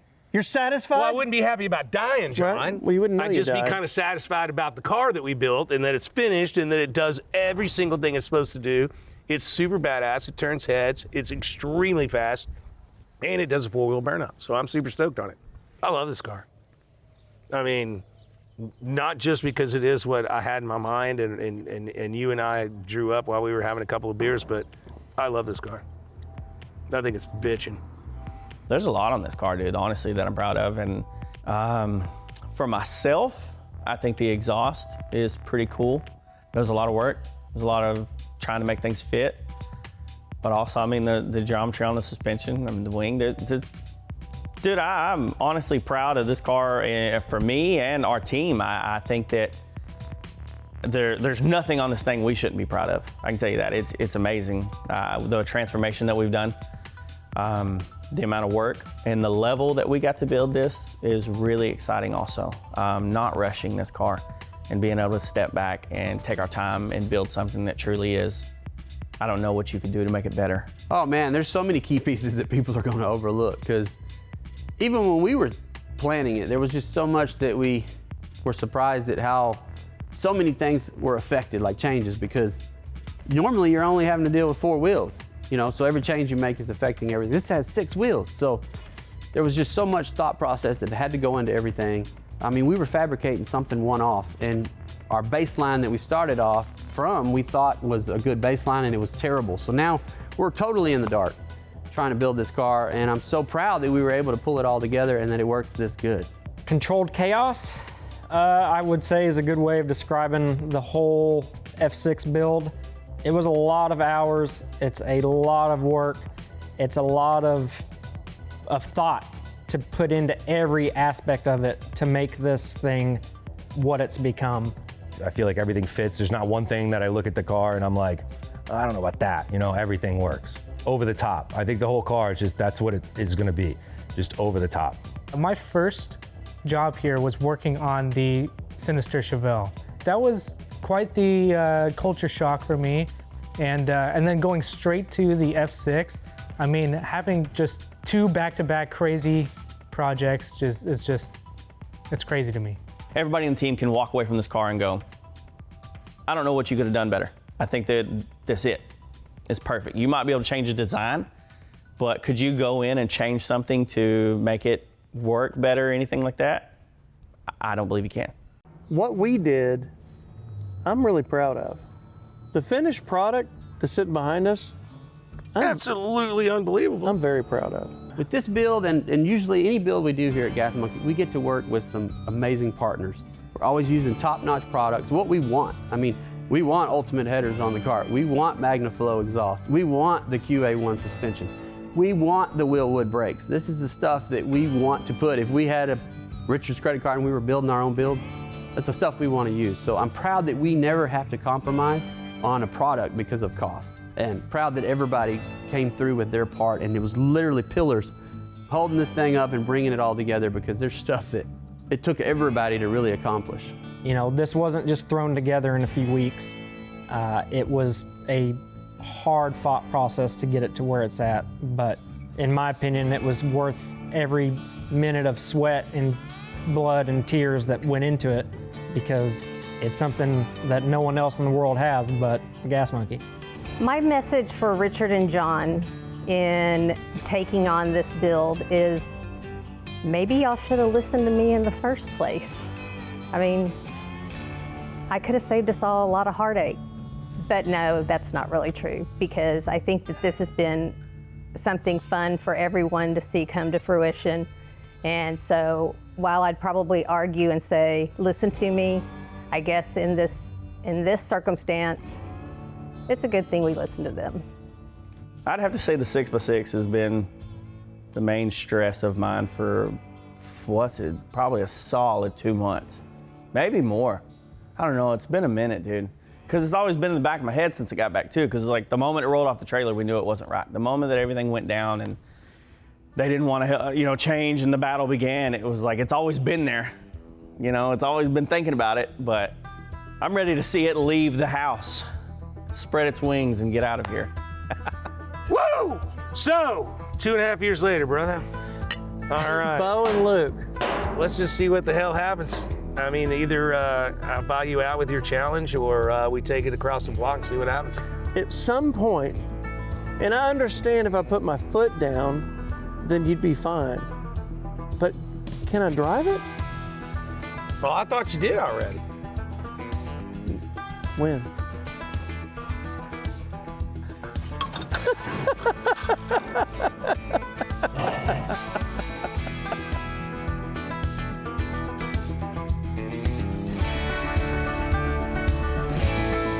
I would definitely say that the F6 is, over all the years, probably the peak of our building. Yeah, I mean, there's been a lot of builds over the years, but with that being said, I feel like every single build that we do, we have progressively pushed the bar up. So right now, yeah, the F6 is probably the nicest thing we built, but I think our next build will probably be better. I mean, our team keeps getting stronger. We continue to learn. I mean, everybody's got to learn, so we're continuing to push the bar up. So I hope everybody out there can keep up. Well, one piece of this build that I'm the most proud of, I think, is some of the stuff that happened with this car. It's just stuff that I would never plan to try to even take on my own. A lot of the things that happened with this car literally took every person involved. There's so much effort that gets put into bringing all this together, and there's always a time crunch. You know, you only have so much time to do things. We don't compromise on our craft, and when we're doing it, and that makes it difficult, makes for a lot of long hours. And then with this build, and usually any build we do here at Gas Monkey, we get to work with some amazing partners. And that is the best part, because we're never having to compromise on the product. We're always using top-notch products, what we want. I mean, we want ultimate headers on the car. We want MagnaFlow exhaust. We want the QA1 suspension. We want the Willwood brakes. This is the stuff that we want to put. If we had a Richard's credit card and we were building our own builds, that's the stuff we want to use. So I'm proud that we never have to compromise on a product because of cost. And proud that everybody came through with their part, and it was literally pillars holding this thing up and bringing it all together, because there's stuff that just, it took everybody to really accomplish. So my skill set differs here because Josh and Ricky, don't want to say they're old school, but you know, I'm bringing kind of the new edge technology, you know, all the CNC, Wazer, and then 3D modeling, 3D printing. It's making Josh's life a whole lot easier. I'm helping Ricky make brackets for mounting cables or anything that he needs. So in that perspective, it's kind of it's a good balance. It works well. Oh, great. I mean, that was probably the biggest thing I was nervous about, because I've worked by myself or with a small team for 10, 12 years, you know, straight. So coming into a big operation and not knowing anybody, it's like, you know, you don't know. You don't know what the environment's gonna be like, you don't know what the people are gonna be like, you don't know anything. And it's been great. I really wouldn't complain about anything. So it's pretty awesome. Good crew, good team. Yeah, I like it. My message for Richard and John in taking on this build is maybe y'all should have listened to me in the first place. I mean, I could have saved us all a lot of heartache. But no, that's not really true, because I think that this has been something fun for everyone to see come to fruition. And so while I'd probably argue and say, listen to me, I guess in this circumstance, it's a good thing we listen to them.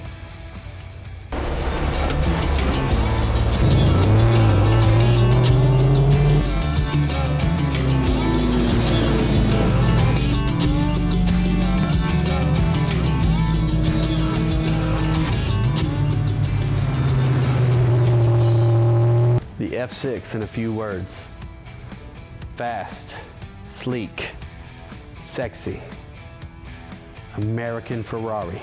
It's how America does it. Many different adjectives come to mind when I look at the F6. It's certainly a head turner. It's certainly loud. It certainly goes fast. It's also been a pain in the ass for a lot of us, but it's one of a kind. It's different. You may see another one, but it won't be the Gas Monkey Garage F6.